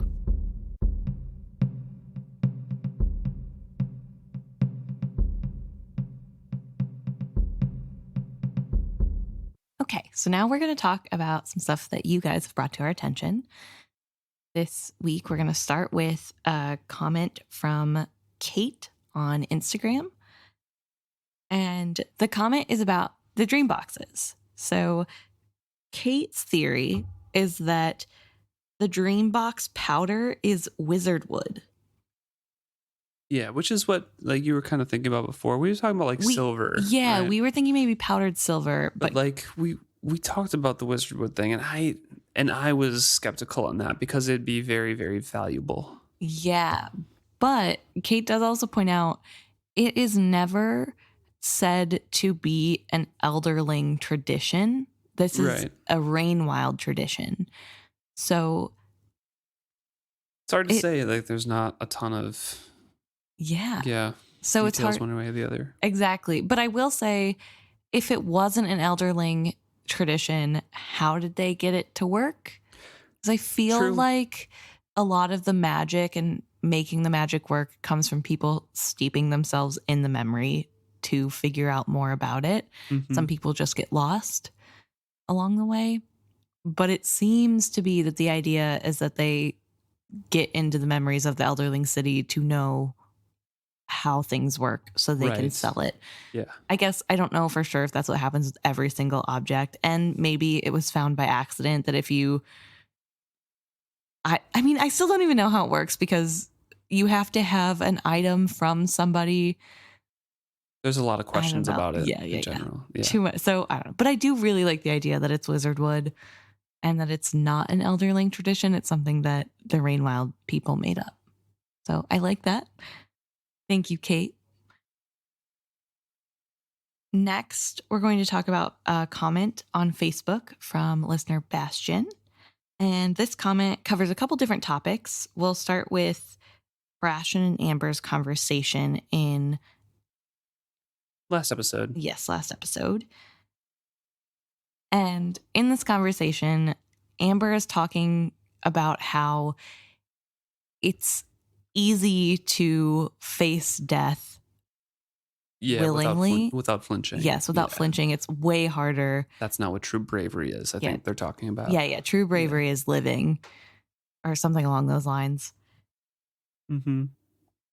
Bastion thinks that Amber is referring to themselves there because they see their own death coming and they are always flinching from it. So it's kind of a self-referential, like almost everyone can do this, but they're kind of talking about themselves as well that they can't. Yeah, because specifically Amber does say almost anyone can face. I think I just said anyone can face death, but it's specifically almost anyone. And so the almost is referring to Amber, which I really like the idea of. And I like that because Fool is and Beloved and Amber, they are very reticent to accept the death. I mean, they still go forward. They still go towards that future and know that that's the path they have to take if they want the outcome that they're hoping for. But I like the connection from this. I just don't know if it's in the right place of the story for that connection to make sense. You know what I mean? Like, they haven't really faced death at this point. And they haven't run from it. I mean, Tawny Man is where they really get into it. And then the final trilogy as well. But do you think that you don't think they've already had a vision? Beloved has already had a vision of death for them? Maybe. But they'd be more focused on the stuff. And if it is remember, it's not of their death, right? They just don't see beyond something. And they're like, that means I must die. Yeah. I don't think Amber's dwelling on that right now. It just seems the wrong place of the story for that to be the obvious connection and them dwelling on it so much that it comes out in that speech. To me, it just doesn't make sense. Oh, I think it makes perfect sense because of how they act the closer they get to the death. And just because that's not happening right now doesn't mean that they're not worried about when it does happen, I guess. I don't know. Yeah, maybe. Bastion also has a comment about how the cocoon gets out into the light. Yes, we asked for that, how it actually happens. Yes. So Titaglia gives Malta elderling memories to allow her to open the dome, but an earthquake prevents her from opening it properly. Then Rain and Selden arrive. They manage to open it due to the earthquake, and most of the mass upon the dome is removed, which because allows of that earthquake. which allows sunlight to the cocoon. Which, So that's what I thought kind of happened. I didn't think that she moved it at all, because we were talking about how the size of these things. I remember her interacting with elderling memories. That I remember the memories coming into play, and I know that the lever is pulled. I just couldn't figure out how the covered dome. I couldn't remember the aspect of the covered dome being uncovered, how that worked out. Yeah. That's why I was like, I remember there being dirt, but to me it felt like she came out of a cave or something. So that's why I thought maybe she opened the side door. I don't know. But thank you for letting us know officially what happens. And then finally, Bastion also lets us know that Tintaglia and Centaura are both blue. Yes.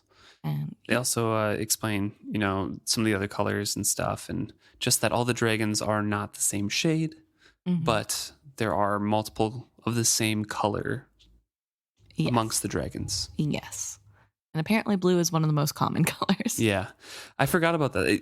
When Bastion wrote in that Centaura was annoyed that she was blue, when we get her point of view, because that's very common, I forgot about that until Bastion mentioned it, but I do recall reading that part. Yes. In the Rainwild Chronicles.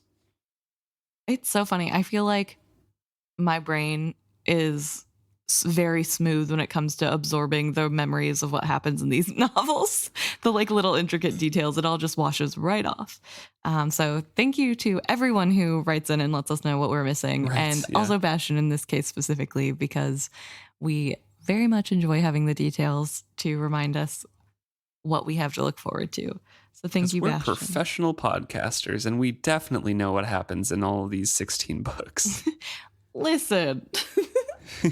So thank you. Yeah, thank you. And finally, we have a message from Hedwig on Facebook as well, who is writing in to just kind of bring their perspective on how Kennit can sway Vivacia to his side so quickly. And it brings up a really good point, too, that I hadn't really thought of. But the language that he uses, all of the grandiose compliments, is very, very reminiscent of how Selden acts with Tintaglia, and how we see the dragon singers, like the bards, act with other dragons and elderling memories as well. They just flower with that praise. They just shower them. Yeah. In that kind of language. And they all, as Hedwig puts it, melt. Yeah. Really a way into a dragon's heart is to give lots of compliments, which really play on their... Very relatable. But yeah, and Hedwig also says that in a roundabout way, this is kind of due to Kennit's luck. Right. That this works out so well. Does that. Yeah. And so, yeah, I really like that. I really enjoy the idea that it's because he is giving into that dragon side for Vivacia. Yeah. So thank you. Yeah, thank you, Hedwig. Thank you, everyone, for writing in and for telling us how you feel and giving us your thoughts. We always enjoy seeing opinions and thoughts and corrections, and we thank you guys for being so vocal in our community. We really like hearing from you guys. So we will see you next week.